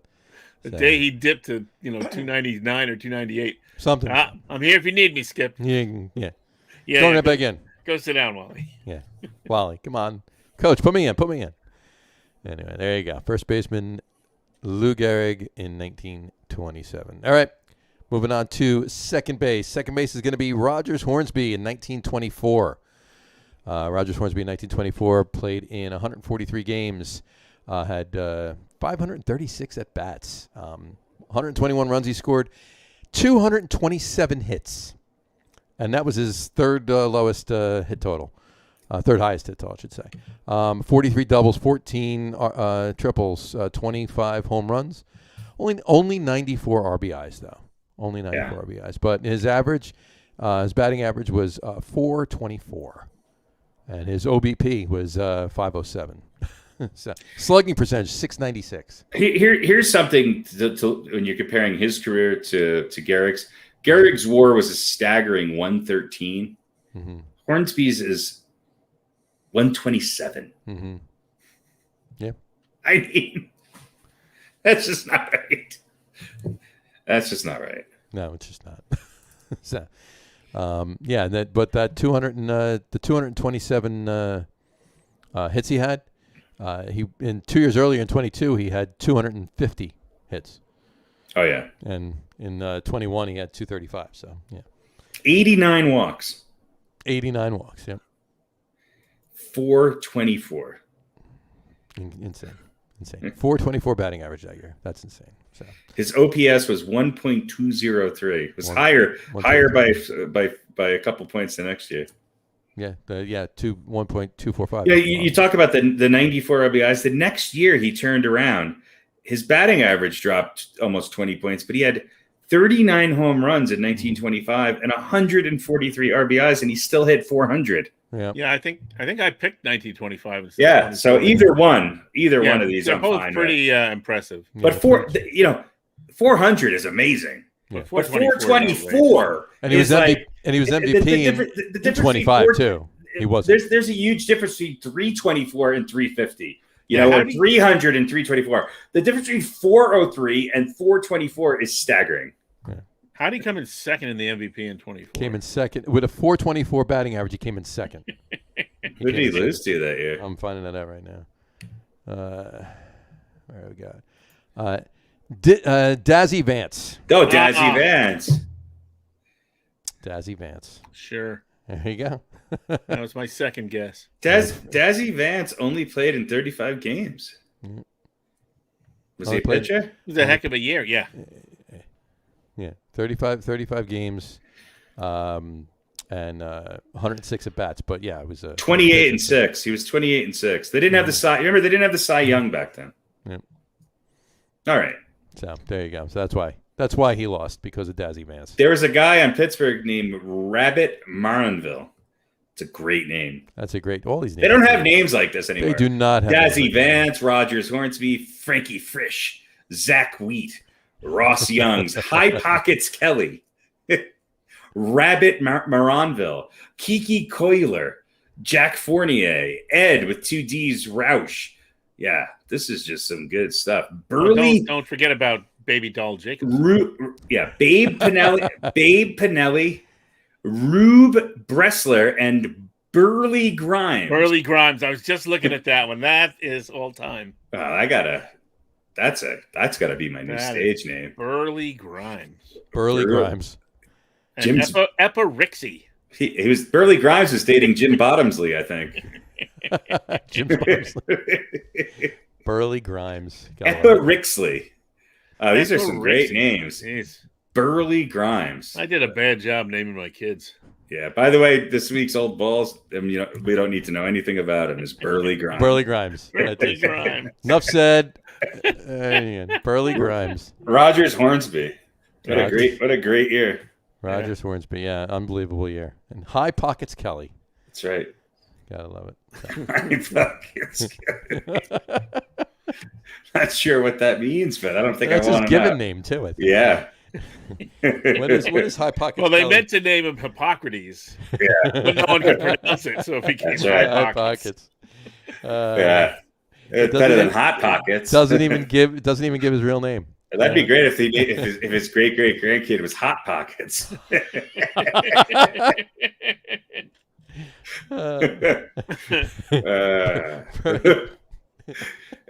I think his granddaughter married Jim Gaffigan, and they named their kid Hot Pockets McGillicuddy. Hot Pockets McGillicuddy. Hot Pockets Gaffigan. Gotta love it. All right, well there you go. Second baseman is Rogers Hornsby in 1924. Not Burley Grimes. Burley Grimes.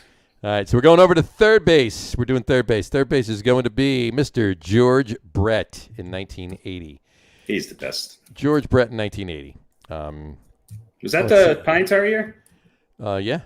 I believe it was. 1980 was Pine Tar. Yeah, I'm pretty sure. Would have had an even better year if it wasn't for that. Sure, exactly. Did the Royals win? They won it in 80, right? Or 85. No? 85. 85 they won. Yeah, 1980 was the Dodgers, right? 1980 was the Phillies. Phillies. 81 was the Dodgers. 81 was the Dodgers. 82 was the. That's right. Brett was in the World Series of that year. So there you go. But yeah, batting average that year 390. OBP 454. He only hit 24 home runs, and 9 triples, 33 doubles. He had 175 hits, but he did win he won the MVP that year too. So had a good World Series too. He had 375 in the playoffs. Yeah. There you go. 375. It's all about the playoffs. It's all about the playoffs. It's all about that. His regular season. No, I got to tell you though. No, his regular season was great. No, we do this. No, his regular season was great. He had a couple other years that were a little better. Like 1976, he had 215 hits. Okay. And but he had his RBIs were 118 that year. So that was best year RBI wise. I mean, he was a little bit. Well, he was considerably down in at bats compared to the previous 4 or 5 years. Yeah, he only had 117 games he played in that year, as opposed to the last 6 years before that he played at least 130, if not 150, or close to all of them. Yeah. Which I don't think that takes away from hitting 390, but.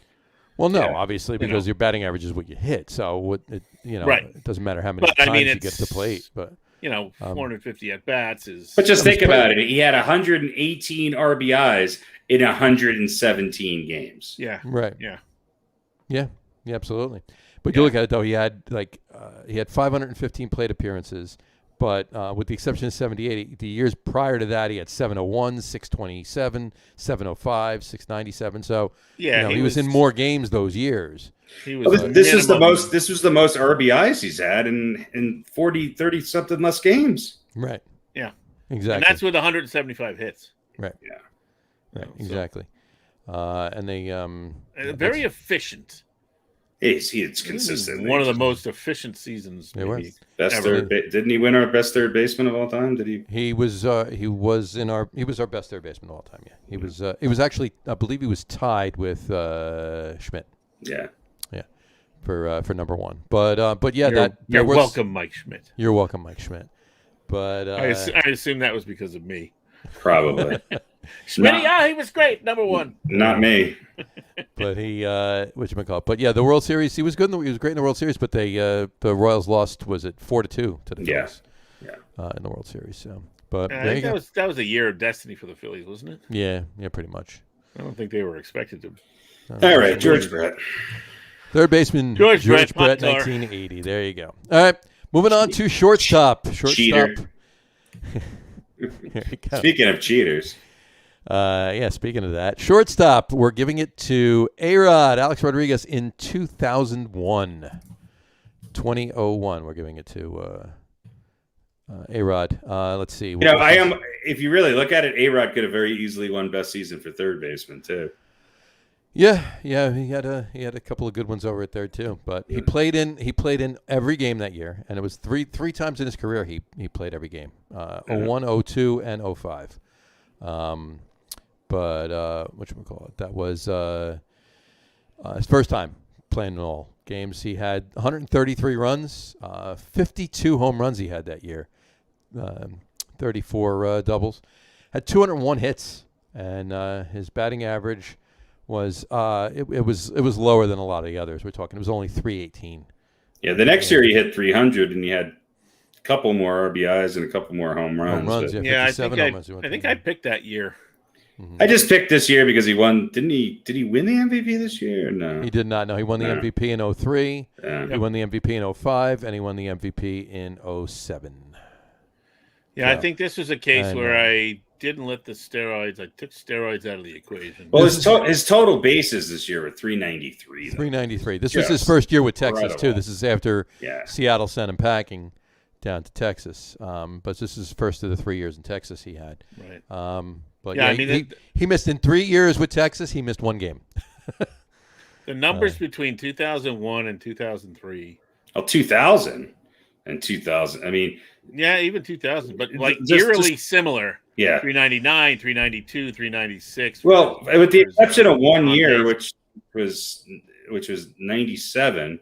If you go back to 96, he had 123 RBIs, 84. Then he had 124, 111, 132, 135, 142, 118. And then, oh, by the way, in 2007, while playing third base, he had 54 home runs and 156 RBIs. 156 RBIs. 156. Which is why I'm saying, you know what? That might be a better year than George Brett, but I didn't want to pick him for both positions. But you could very easily say that was the best year ever by a third baseman. 158 games. 143 runs, 54 home runs, and 156 RBIs. Yeah, and oh, by the way, he hit 314. Yeah. And you know what though? I mean, because like we keep saying, it's a lot of these are guided by postseason numbers, and not that they weren't in the postseason in 07, but had it been a year that the Yankees won the World Series and he had those numbers, right, and he had other postseason stats that were probably staggering at that point as well, then George Brett would not have gotten the nod at third base. George Brett didn't win the World Series that year either. No, I know, but my point is, if A-Rod had gotten to the World Series, right, and especially if they won it, then that third base year at 2007 would have been. It figures the year that A-Rod would have his best year as a Yankee would be also one of the most miserable years to be a Yankee fan. You got to love it. So there you go. Shortstop, A-Rod in 01. All right. Moving out to the outfield, we're going to get some throwbacks here. We're going to start with left field, and it's going to be Teddy. High Pockets McGillicuddy. High Pockets McGillicuddy. There you go. What was the other one? Burley Grimes. Burley Grimes. We got to go back to that. We got to make a list of best. That's what we should do. Best baseball names. All right. We should have done that. We can do that next week. We can do it. We can figure that out. But yeah, Ted Williams, 1941. Yeah, he had a pretty good year. So there's two guys that had pretty good years that year. Yeah, this is true. Two guys had pretty good years that year. This is going to be the next one as well. So, but yeah, 135 runs. Had only had 37 home runs. Only 37 home runs. But 120 RBIs, 147 walks. 147 walks. What was his on-base percentage that year? His on-base percentage was .553. Isn't that unbelievable? 553 was his OBP. Yeah. So his OPS was 1.287. That's got to be the highest ever, right? That's got to be. It has to be. But he came in second. He came in second in the MVP voting, though. That's just because somebody else. Yeah. Well, we're gonna find out who beat him in a couple minutes. So, but he came in second in the MVP voting. Let's see if Burley Grimes was still playing then. No, he was not, but Barney McCoskey was. So, but that's good. Thank God for that. But in any event, just a crazy year from Mr. Williams there. Yeah, I mean he led the league in runs, home runs, walks, Triple Crown winner, right? Yeah. Yeah, and an ops 1.2. That's insane. Runs, home runs, and batting average. Yeah. Yeah. But yeah, it was he almost every important category he led the. Oh no, okay, he led the league in league. Sort of the Triple Crown for the league. Triple Crown for the league, yeah. Not for all of baseball. Right, exactly. So, all right, so there you go. Left fielder Teddy Williams, 1941. Moving on to the guy that beat him for the MVP that year, that would be center fielder Joe DiMaggio. Joe D, the Yankee Clipper himself in 1941. He did win the MVP, and it was his second MVP in 3 years. He won the MVP in 39 as well. Had 125 RBIs, 30 home runs. On a team where other people had RBIs. On a team where a lot of other people on that team had a lot of RBIs too. Yeah. But yeah, he had only 76 walks. Look at that. But yeah, he had 122 runs he scored, had 193 hits, 43 doubles, 30 home runs. Well, there's something else that happened that year. Yeah, there was. Yeah. He had a 56-game hitting streak. 56-game hitting streak. And his team was 101 and 53 and won the World Series. Mm-hmm. This is true. So, which is why he won the MVP that year. I'll tell you what, if I'm starting an outfield, I want Williams from 41 and DiMaggio from 41 to be my starting outfield. You gotta love it. But there you go. Center field is going to be Joe DiMaggio in 1941. All right, so our left fielder and our right and our center fielder are both from the 40s, the early 40s, 1941. Our right fielder, even older. Going back to 1923 for none other than George Herman Babe Ruth. Right there. Babe Ruth in 1923. He had 151 runs scored. This is what he led the league in. These are the numbers he led the league in. 41 home runs, 130 RBIs, 170 walks. Whatchamacallit? He led the league in 93 strikeouts too. But his batting average, he did not lead the league, but 393 was his batting average for that year. But his on-base percentage was .545. Slugging percentage was .764. His OPS was 1.309, and he was an MVP. And it's ironic to think about it, but of Babe Ruth's career, that was the only year he won the MVP. So weird. It's really the only year he came close. Yeah. It was his only good year. Yeah. Of course. Packed it all into 1 year. Yeah. Stuffed it all into 23 and he's done. That's there you go. Yeah. But yeah, and he was fifth in the vote. He was fifth in the voting in 31 and sixth in the voting in 30. I think the press at the time voted for the MVP, and they didn't. He was notoriously salty with that. Yeah. What I love though is that his career, with 22 years in the league, and a third of it pitching as well as hitting, he had a career average of 342. His career slugging was 690. His career OPS was. Career OPS was 1.164. 1.164. His career OPS plus was 206. Career OPS was 1.164. That's crazy. Whatchamacallit? In the voting, the MVP voting that year, he came in first, obviously. Whatchamacallit? Yeah, there's the guy that came in 15th in the voting that year, Joe Judge. Yes. Joe Judge. I didn't realize Joe Judge was that old and played baseball before he got into football. Aaron Judge is great grandpa. No, Joe Judge. He's the head coach. I know who he is. Wait, those guys, that's the same person? That's incredible. Imagine that. Well, let's see. Joe Judge. Let's see. Joe Judge he was born in 1894, so he would be 130, almost 130. So. I think a lot of the reasons why Ruth and even Williams and some of these other, well, Williams not so much, but some of these older guys, the reason why they didn't win as many MVPs is because the pitchers were also they didn't have the Cy Young and the MVP. Right. And so, because look at this. He came in fifth in the MVP voting in 1931 with 46 home runs and 162 RBIs. Mm-hmm. Yeah. And a 495 on base percentage. Yeah. And a 700 slugging percentage. Yeah. Yeah, 700. 732 slugging percentage the year before, not even in the MVP final. I mean, Let's look at the guys that the guy that won it was Lefty Grove that year. Lou Gehrig came in second. Al Simmons came in third, and Earl Averill came in fourth. That's what I'm saying. It's the pitchers really, take it. And then the next year he was sixth in the MVP voting, and he lost out to I don't know. Averill lost out to Jimmy Fox. Lou Gehrig came in second again. Heine Manouche. Yeah. Third. Heine Manouche came in third.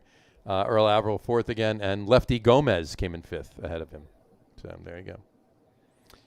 But yeah, Bill Dickey was on that list as well.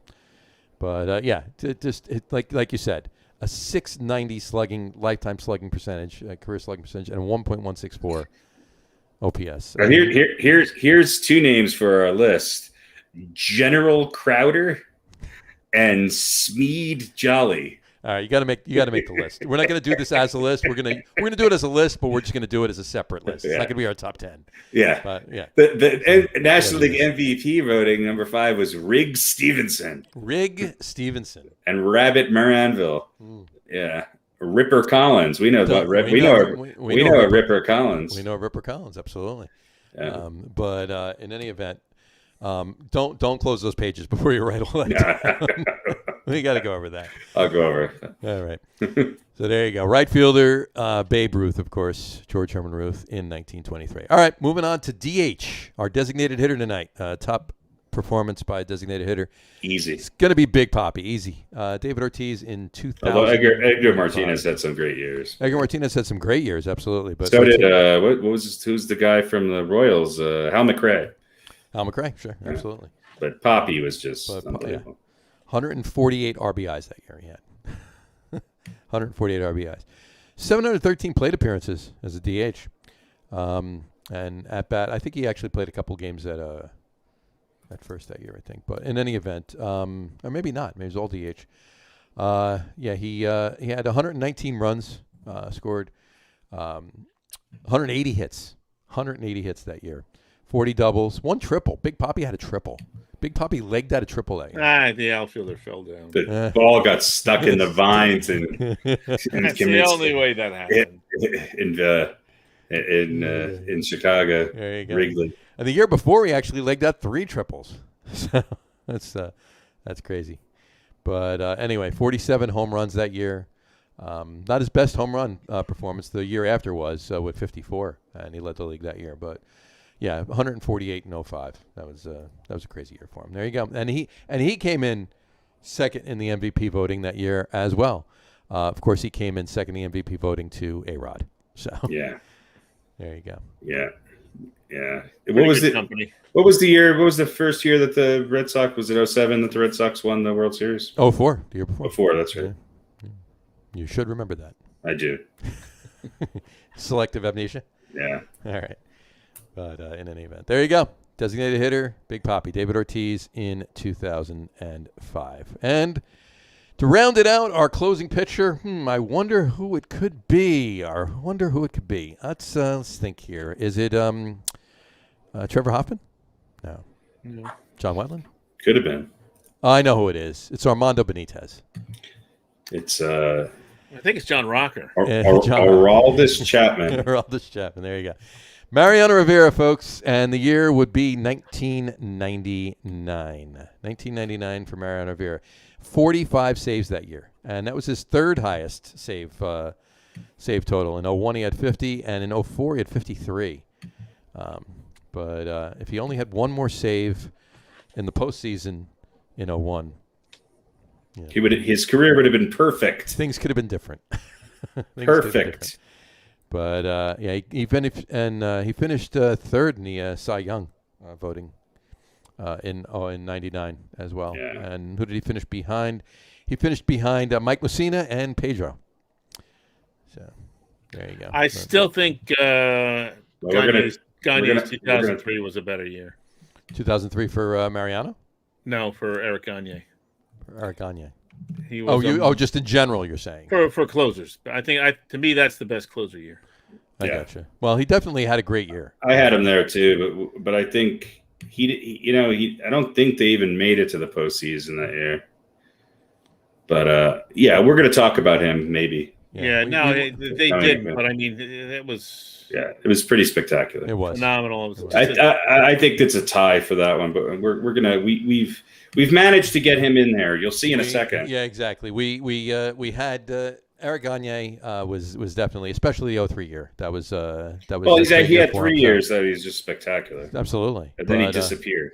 But we had to give Mariano, and Mariano was our number one on our list. A lot of these referred around our list, so if you follow along with our top 10 lists, a lot of these players, with the exception of only a couple, were number one on each of our lists. I didn't even look at that. And whatchamacallit, we just had to pick the year, right? But there were a couple that had a better single year than our number ones, if you will, and each of them were on all of our lists. We're on those lists, just a little higher up, that's all. But in any event, for our closing pitcher, Mariano Rivera in 1999 would be the one that we're going to go with for this particular list. So before we get to what we were referring to, I just have to pull one thing up here.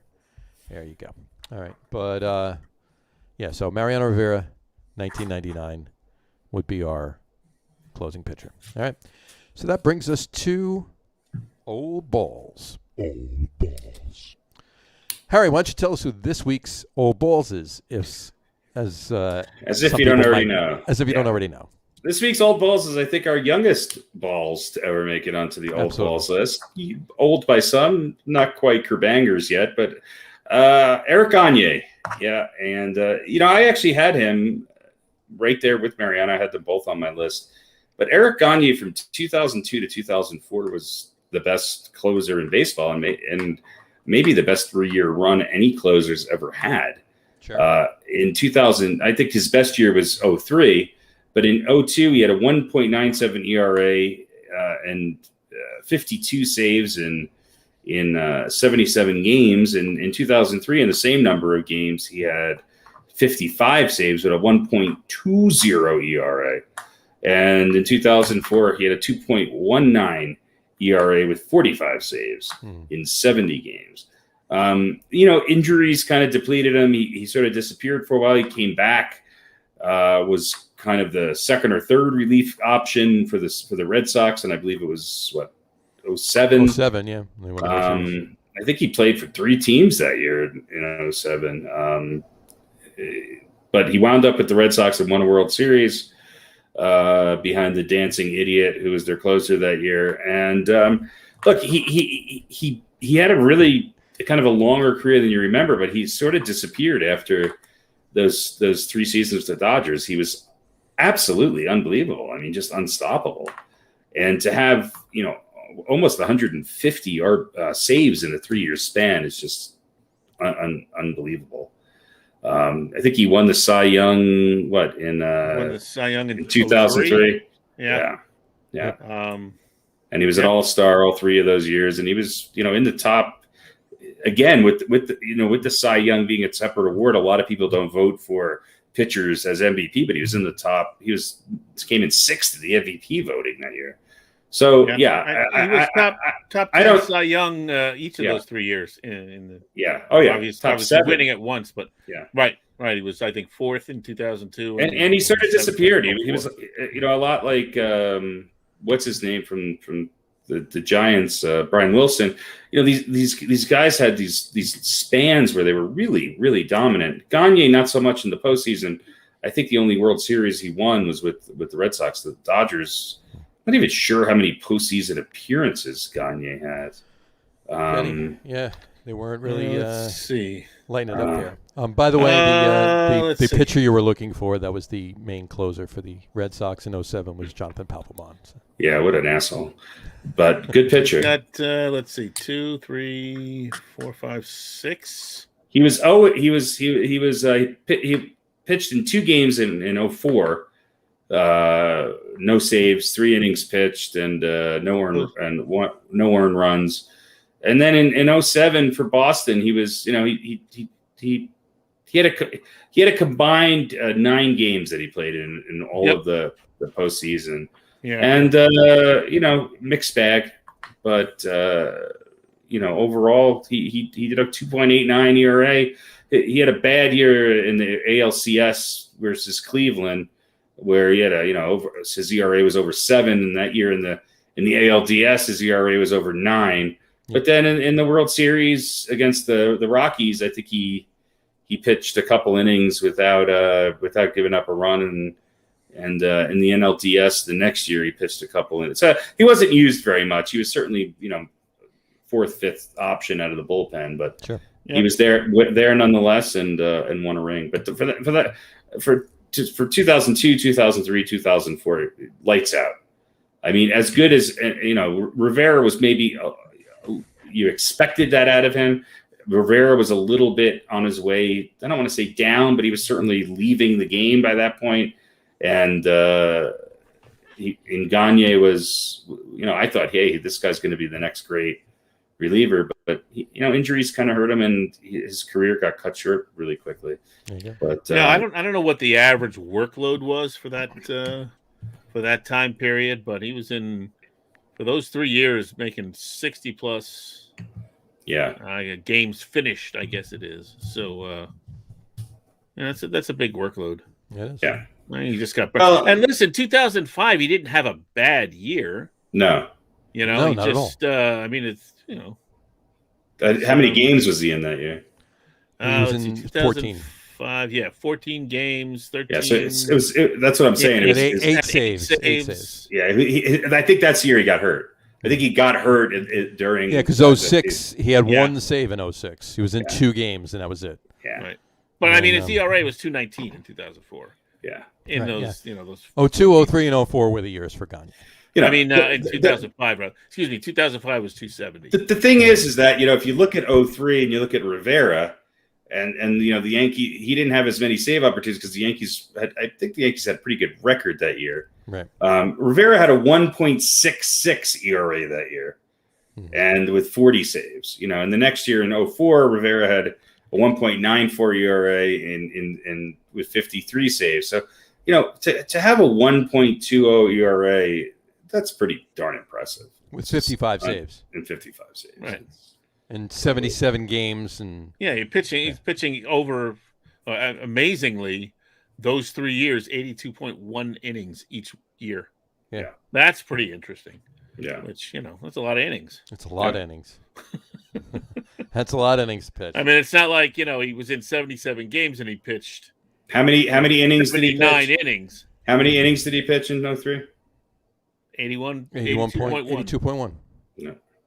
Each of those 3 years, he pitched exactly the same amount of innings. Mm-hmm. Yeah. He gave up 37 hits in 03. Yeah, I mean, that's insane. That's insane. That's a good year for a starter now. It is. Yeah, 137 strikeouts and he was amazing. And 82 and a third. He was amazing. 82 and a third, 137 strikeouts. It's insane. It's ridiculous. It's just stupid. So, well, there you go. That would be this week's Old Balls. I think maybe our first Canadian Old Balls. There you go. I think you're right. We'll have to check. Jimmy, get on that. Can you check?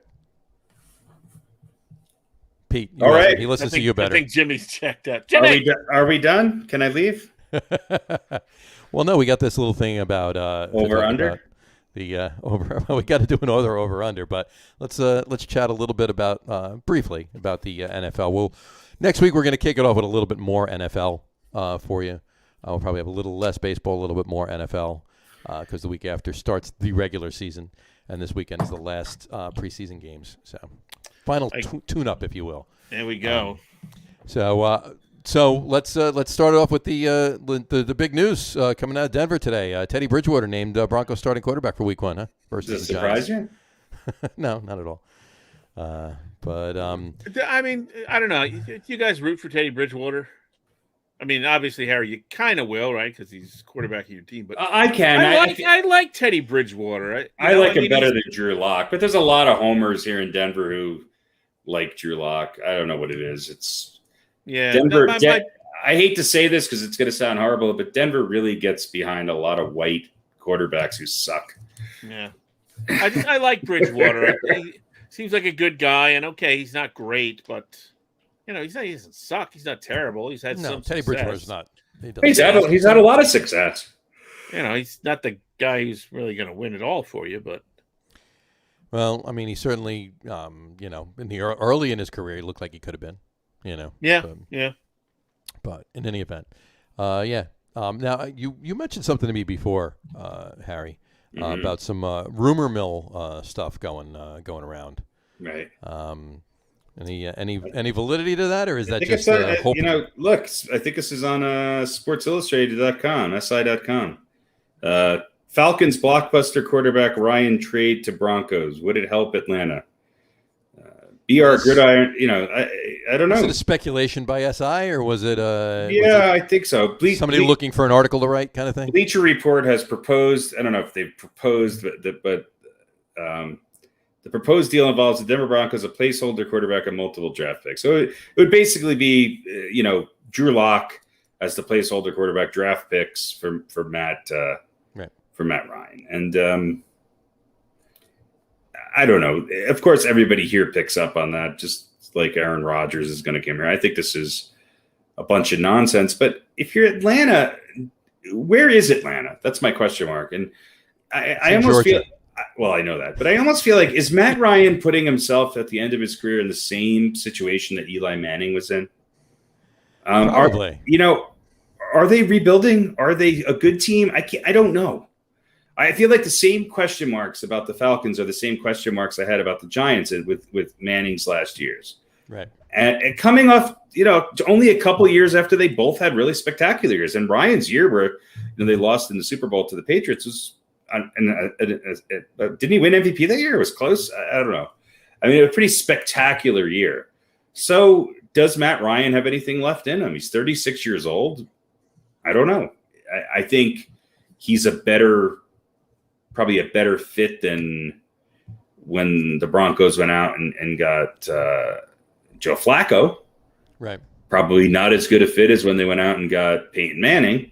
I don't think they have the tools. I mean, if I'm Ryan, I probably want to stay in Atlanta. They probably have some better weapons than the Broncos on offense. But I think this is, again, this says everything you need to know about Teddy Bridgewater and the Broncos. Right. And then I think the speculation maybe started to boil a little bit more when Bridgewater was named the starting quarterback. Right. That could very well be. I got to ask you, talking about Matt Ryan, at this point in his career, is he still Matty Ice or is he Matty Cold Water? Well, he's he's whatever you want him to be. I mean, Matt Ryan's, to me, he's in the same category as a Matthew Stafford. Stafford's what? Same age, right? Yeah. How old's, yeah. I feel like how old is Ryan? 36. He'll be 36 this whole season. Maybe Stafford's a little younger. He's a little younger, maybe. But he was the MVP in 2016. I mean, he's. I think that Matthew Stafford is 30, just turned 33 in February. Okay, so Stafford, maybe you give Stafford a little bit of an edge just for the fact that he's got a couple more years to go. Sure. But to me, there's not that much difference between them, and I think he's in a strange situation in Atlanta. I just don't know where Atlanta is. I really don't. Yeah. Because they seem to be a team that really went from one of the best offensive units in football to a team that just struggled mightily. And I'm not sure it was all on Matt Ryan. I really don't. I don't think I always said that it wasn't all on him. I mean, there were some issues there, obviously, but there were clearly a lot of other glowing issues beyond he Matt Ryan. completed 65% of his passes last year, had 26 touchdowns and 11 interceptions. His QBR was 93.3. I mean, yeah, in 16 when he won the MVP, it was 117. The next year it was 91.4. I mean, he's consistently been a 65, 66, 69, 64, 69, 66. He's never had a year. He's had 1 year where he's had under 60% completions. He had 65. He completed 65% of his passes last year. Yeah. In comparison, Daniel Jones completed 62.5% of his. Well, yeah. That's what kept him out of Super Bowl. Was that 2.5%. Yeah. I'll say this about Stafford though. I think he has more upside. A little bit young, like the more greater potential, right? greater potential with Stafford, because Stafford was the show. Sure. Right? As good as Detroit ever was when he was there, it was because of him and not much else. Well, anybody. I'm not saying Stafford isn't better. I agree with you. My point being is that we got everybody so excited about Stafford on a new team. Shouldn't we be just a little less excited about Matt Ryan maybe going somewhere else? Well, I mean, listen, Atlanta hasn't done him any favors, right? I no. mean, who do they have left? And that's why I'm saying it's a similar situation. Right, with Denver.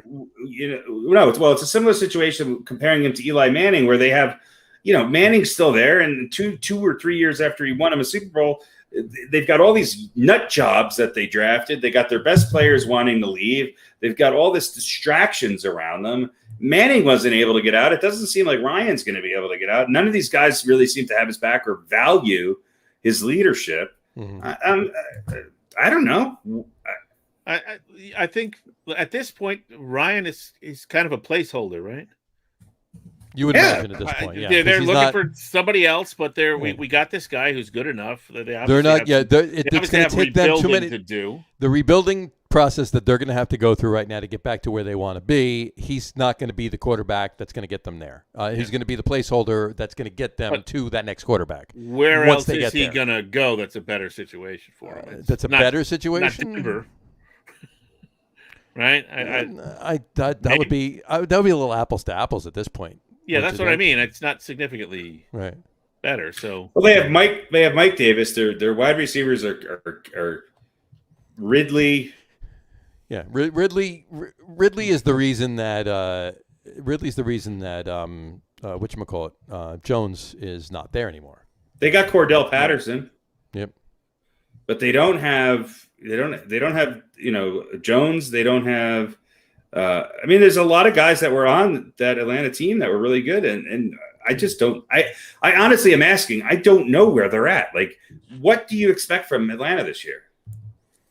Probably similar results from last year.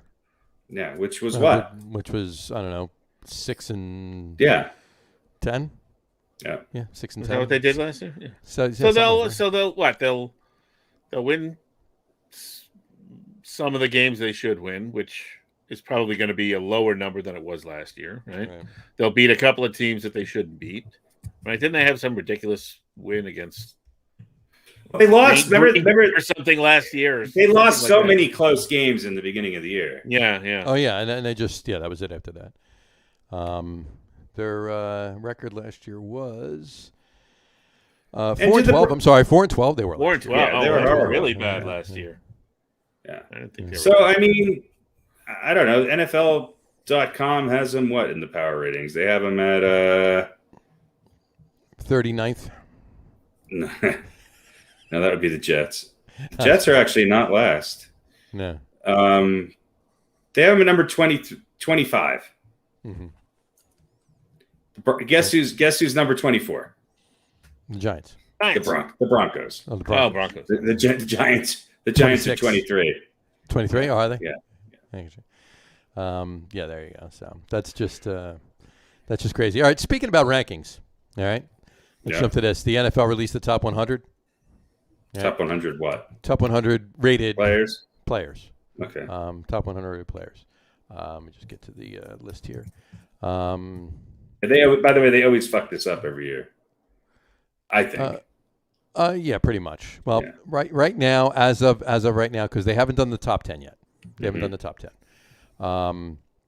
Right now, there are two Giants on the list. Number 84 is Leonard Williams. That makes sense. And defensive end. And number 74 is cornerback James Bradbury. Does he really deserve that yet? I don't know. Yeah, no, he played very well last year. He did. There were a couple other players on defense that did pretty good too, but James Bradbury played pretty good. But that's it for the Giants. There's not. I mean, do you expect anything more than that? Well, I mean, granted, you want to say jury's out on Saquon, but I would have expected him to. He didn't play. He didn't play. So, well, that's not. This is. I know. If I'm correct, these are rankings by NFL players for their peers. Oh, okay. Okay. There is so they didn't show Saquon any love, but there is one Jet on the top 100. Number 91 is Corey Davis, wide receiver Corey Davis. Yeah, and they don't have the top 10 yet, so Saquon could be in the top 10. He could be. But the players that haven't been listed yet, it seems to be that he's not going to be. But there is one. Hold on one second. There is a free agent on this list. Not even on a team, and he's number 67. Number 67, KJ Wright, outside linebacker.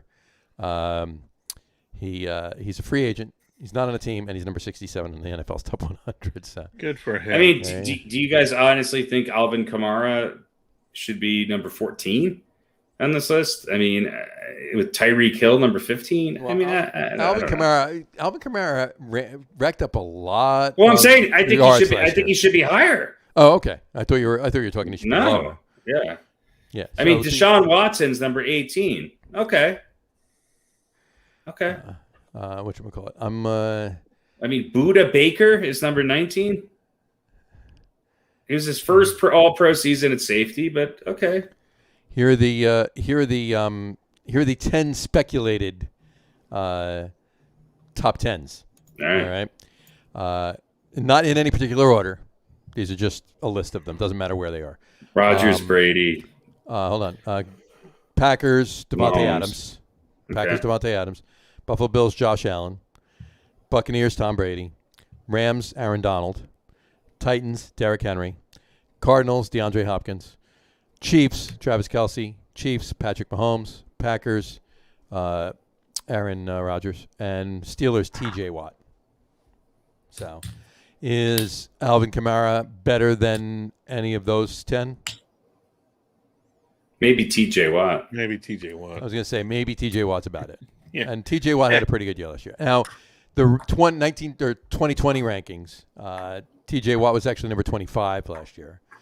Aaron Rodgers was 16. Pat Mahomes was 4. Aaron Donald was 3. Kelce was 8. 18. DeAndre Hopkins was 8. Derrick Henry was 10. Tom Brady was 14. Josh Allen was number 87. And Devontae Adams was number 57. So, well, it also goes to show you just how much running backs are valued. Because is Kamara the highest rated running back? No, Derrick Henry's going to. If Derrick Henry does make the top 10 as speculated, he will be the highest rated. Okay, he's only running back on the list here. I didn't hear you mention him. Okay. Yeah, Derrick Henry. Yeah, but other than that, Kamara is the would be the next. Who else is? What running backs are in the top 100? Zeke? I'm going down. The next one after Kamara, number 20, Dalvin Cook. Of course, for the Vikings. But Nick Chubb is at number 26. Aaron Jones for the Packers is at number 30. Christian McCaffrey for the Panthers is at 44. There we go. Any others? There's got to be another one. I mean, do you Josh Jacobs for the Raiders is at 68. And then James Robinson for the Jags is at 100. I didn't even see Zeke. I didn't see Zeke on this. Yeah, I mean, do we think Ryan Tannehill is the 83rd best player in the NFL? I don't think so. But maybe 84. Maybe 84. Well, he dropped 15 spots. Yep. Yeah. You got some rookies on here too, right? There's a couple of rookies on here. Yeah. But no, actually, I don't think there are. Are there? I don't think so. Let's see. And wide receivers, you have how many in the top? Possibly in the top 10. You got 2, Devontae Adams and DeAndre Hopkins. But going back on the list, Tyreek Hill's what, 15, 16? Stephon Diggs is 11. Okay. Tyreek Hill's 15. Where am I? Julio Jones is 29. Let's see. Julio Jones is 29. DeAndre Hopkins is what? Mike Evans is 48. DeAndre Hopkins is in the top 10. Okay. And what's his Devontae Adams was in the top 10 too. Devontae Adams. We think he's going to be in the top 10. I think he's in there, right? And we think DeAndre Hopkins is going to be in the top 10. Yep. And Tyreek Hill's arguably maybe 3rd or 4th best receiver in football, and he was 15th. And he was 15th. Yep. And then you have Justin Jefferson for the Vikings. How about AJ Brown? AJ Brown is 62. He was next. Keenan Allen for the Chargers is 55. Who's higher? Calvin Michael Ridley, Julio Jones's replacement, Yeah. is at 65. So he's. How about Michael Thomas or Stephon Diggs? Who's higher? Stephon Diggs is 11. How about Michael Thomas? I haven't gotten there yet. Michael Thomas is 72. Okay. I mean, I don't know. I think Michael Thomas might be just as good as Stephon Diggs. Stephon Diggs had a great year last year, and Michael Thomas did not. How about Mike Evans? Michael Thomas was injured a lot last year. So How about Calvin Ridley? Calvin Ridley, 65. How about Mike Evans? Mike Evans is, just said it, Mike Evans is 48. Chris Goodwin on the list? Haven't gotten there yet. How about Chris Amari? Goodwin is 81. Adam Thielen is 80. Tyler Lockett is 76. Keenan Allen, you already mentioned, right? I did, yes. Yeah. How about Amari Cooper? Nope, he's not on the list. DK Metcalf? Allen Robinson for the Bears is 87. Yeah, he's... Corey Davis is 91. Cole Beasley is 96. How about Odell? Odell's not on the list. Yeah. Yep. And obviously Kenny Galladay isn't on the list. Kenny Galladay's not on the list. How about what's his name? Jarvis Landry. Jarvis Landry's not on the list. Yep. The only no Browns wide receivers are on the list. Whatchamacallit. And then the only other one we'll mention that I want to not to talk about every position, but quarterbacks. There are 4 possibles in the top 10. Josh Allen, Tom Brady, Patrick Mahomes, and Aaron Rodgers. Quarterback wise, the rest of the list, you got Russell Wilson is number 12. Deshaun Watson is number 18. That seems right. Seems about right? Lamar Jackson is number 24.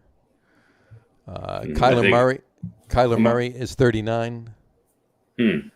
Where else? Any others? Justin Herbert. So Matthew Stafford's not on the list. I haven't gotten there yet anyway. But, okay. Justin Herbert's 56. Baker Mayfield's 71. Ryan Tannehill is 83. Yeah, that seems... And he seems to be over. He's got a lot of talent around him. But yeah, he does. But that's it. That's it, the quarterbacks-wise on the list. So. No Ben Roethlisberger, no Ben Roethlisberger, nobody else. Nope. So there you go. But I mean, the top. So there's 10 quarterbacks on the list. Roughly 10, yeah, roughly 10.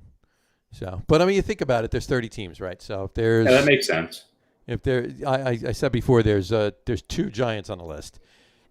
3 would pretty much be the most. No Dak Prescott. It was an average kind of a thing. So no Dak Prescott. No Dak Prescott. No Dak Prescott. No Zeke. No Zeke Elliott. No Amari Cooper. No, nobody from Dallas. I'm trying to look Dallas wise. Let me just see. I don't see any Dallas Cowboys. None there. No Cowboys. I don't see. There's a couple of Washingtons, but I haven't seen any Cowboys at all. Zach Martin, guard for the Cowboys. 1. Yay! They got 1. There you go. There you go. But of course, the Buccaneers. There's 11 quarterbacks on the list. 11, yeah. Buccaneers, the Packers, the Chiefs. You know, they're gonna have more players on this list, obviously. So it's kind of how you play up there. So, but in any event, there you go. That's the NFL top 100 list for. We should hang on to that and then figure it out. At the end of the season, see how like the top 25 guys did. I already copied it, and I'm actually going to pull it apart too.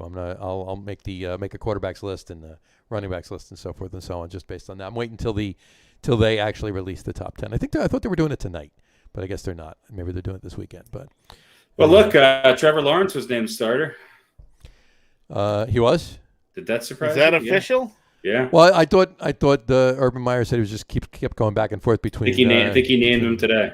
Between him and Gardner Minshew, another great name. Gardner Minshew. That would be a name you would see on like the baseball list from back in the day. Gardner Minshew. Yeah, Trevor Lawrence gets nod as Jacksonville's starting quarterback for Week 1. Yeah. That's not really a surprise. No. And it's looking like Andy Dalton's going to get the nod for the Bears. And it's his team. It's his time. It's his team. His time. QB1, baby. QB1. His, but it's his time. Yep. He was pretty horrible. He was, and he didn't look that good in the preseason game. He played a lot of reps in the preseason game last week. But hey, like I said, Giants have Chicago's number 1 pick next year, so I'm fine with Chicago going an over. You know, like I said, if or having the worst or close to the worst. If Dalton stumbles, then Fields will be in there. Yeah, but then what's Fields going to do? Is he going to light it up? Is he going to? He's going to be like, like I don't know, like a rookie that didn't start the season should, that kind of a thing. But hey, we'll see what happens with it. Who knows? Who knows? All right. You guys got any? I got one basketball thing. If you want to hear that. I don't want to hear it. Well, it's just interesting. It's a Knicks thing. That's all. I'm just joking. I'm sure you were. Did you hear about let me throw one schedule thing at you. Basketball-wise or football? For the NFL. All right. There's some anomalies in the schedule. I think we talked about one of them before with the Browns playing, I don't know, back-to-back games against the same team or something like that. Right. So the Ravens is playing 4 straight home games. The Ravens are playing 4 straight home games. In 2021. This is just the 7th time this has happened in the past 30 years. Well, they're trying to keep their parole officers from having to travel too far. I think that's probably what it is. Probably what it is.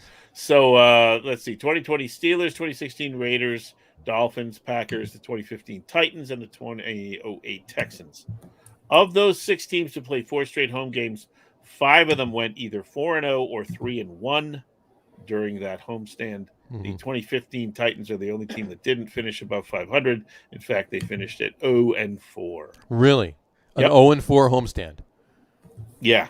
0-4 in a row. Yeah. 0-4 in a row. Wow. So see if the Ravens can continue the general trend of doing well when you play 4 games in a row. There you go. I'm not sure exactly what point in the season, but it's definitely an anomaly. That's for sure. Yeah. So there you go. All right. Good job. Awesome. That's it. There's a bunch of them. I'll good throw report. them out occasionally. There you go. Well, like I said, next week we're going to do we'll do a lot more NFL next week. A little less baseball, a lot more NFL. So, baseball all right. sucks. Well, for us anyway. All right. I just wanted to mention. I don't know if you guys see anything that Leon Rose was talking about possibly offering Mitchell Robinson an extension, and I think he was quoted as saying, "As long as it's not crazy." Okay. So let me give some quick numbers. Okay. Mitchell Robinson started 31 games last year. Okay. He had 8.3 points per game and 8.1 rebounds per game. All right. The rest of the games, whatchamacallit, Nerlens Noel appeared in 64 games and went 5.1 points per game and 6.4 rebounds per game. And Taj Gibson appeared in 45 games and went 5.4 points per game and 5.6 rebounds per game. If he doesn't offer Mitchell Robinson an extension, he's an idiot. Well, I mean, last year wasn't even. I mean, you got to look at look at 2019-20 when he played in 61 games, right, and had a much bigger impact. I think I wasn't even going back to that. I'm just even talking just about last year. Is he going to want? Is he going to want a max contract after coming off basically 2 injuries last year? Probably not, but he should extend them now. Now would be the time to extend him. He's a good player. You got to keep him. Do you agree? Well, I mean, I think his defensive presence is even more of an impact than his offensive numbers. Sure, absolutely. Yeah, Nerlens did pretty well. I think having him as a backup would be good. I don't want to lose him. Sure. I'm sort of done with Taj Gibson. I don't really need any more Taj Gibson. And I think with the Knicks moves that they've made, they're not the guys that are going to be playing minutes. Mm-hmm. These people that they got in the offseason are not as defensive oriented. So you're going to need an actual rim protector. And Robinson is a classic rim protector. It's, he averaged 2.4, 2.0 blocks a game last year, 1.5, but he, So that adds up after a while. Sure I think he averaged almost a double-double. Maybe it was 9, almost 10, and 8 or something like that. Close to a double-double. Yeah. So, they don't need that's what they need him to do. Now, having said that, I think that helps them in their division, especially when they're going up against the Sixers, or when they're playing a team like Utah, or when they're playing a team like Denver, or any of these teams that actually have some big men that he can D up one-on-one against. Sure. At other times, the Knicks are going to have to go smaller, and so I would like to see him stay. He's one of those guys I would like to see stay. So yeah, I think he should offer. The question really is durability. How durable is he, and how bad was this injury from last year? Right. I think the second injury that ended the season was just related to the first one. So with the time off and everything else, hopefully he's back 100%. Who knows? He's again one of those guys that you kind of hold your breath a little bit and go, let's hope he's Yeah, this is true. All right, sounds good. Pete, you got anything basketball? Nope. All right. When's it start? Month and a half. October 18th or something like that. October 20th. A little less than a couple months. Yeah. So month and a half. I'm not even buying my Halloween candy then. There you go. You buy it. Talking about basketball. I get mine on October 32nd. October 32nd. There you go. Actually, I get mine on the 31st, and I take it from the kids. There you go. There you go. All right. What's tonight's over under? What's another? Just a couple things before we close it out. What's tonight's? What? No.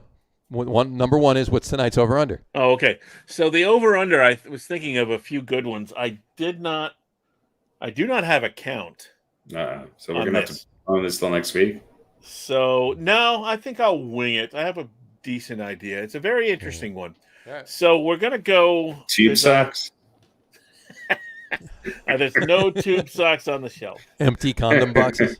However, full condom box. I do have various types of CDs, CD-ROMs. Some are programs. This is the disc from my printer, my Epson printer. There you go. And others are the greatest hits of the Hooters. This is the 2016 New York State Scholastic Music Association Young Composer Honors Concert. There you go. Nice. Which one of my son's compositions was featured in. Very nice. Do you have any Sheryl Crow?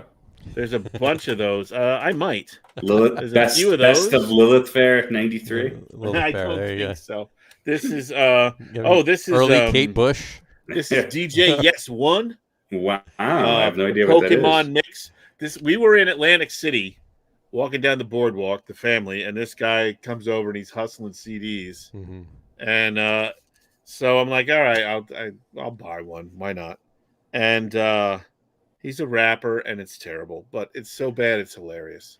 I used to play this when I would go to the high school and pick up my oldest son. I would crank this and open the windows, and he's like, "Pokemon! It's a Pokemon!" He's terrible. He's really terrible. Do you have any air checks from Spaghetti and the Meatball? How about any air supply?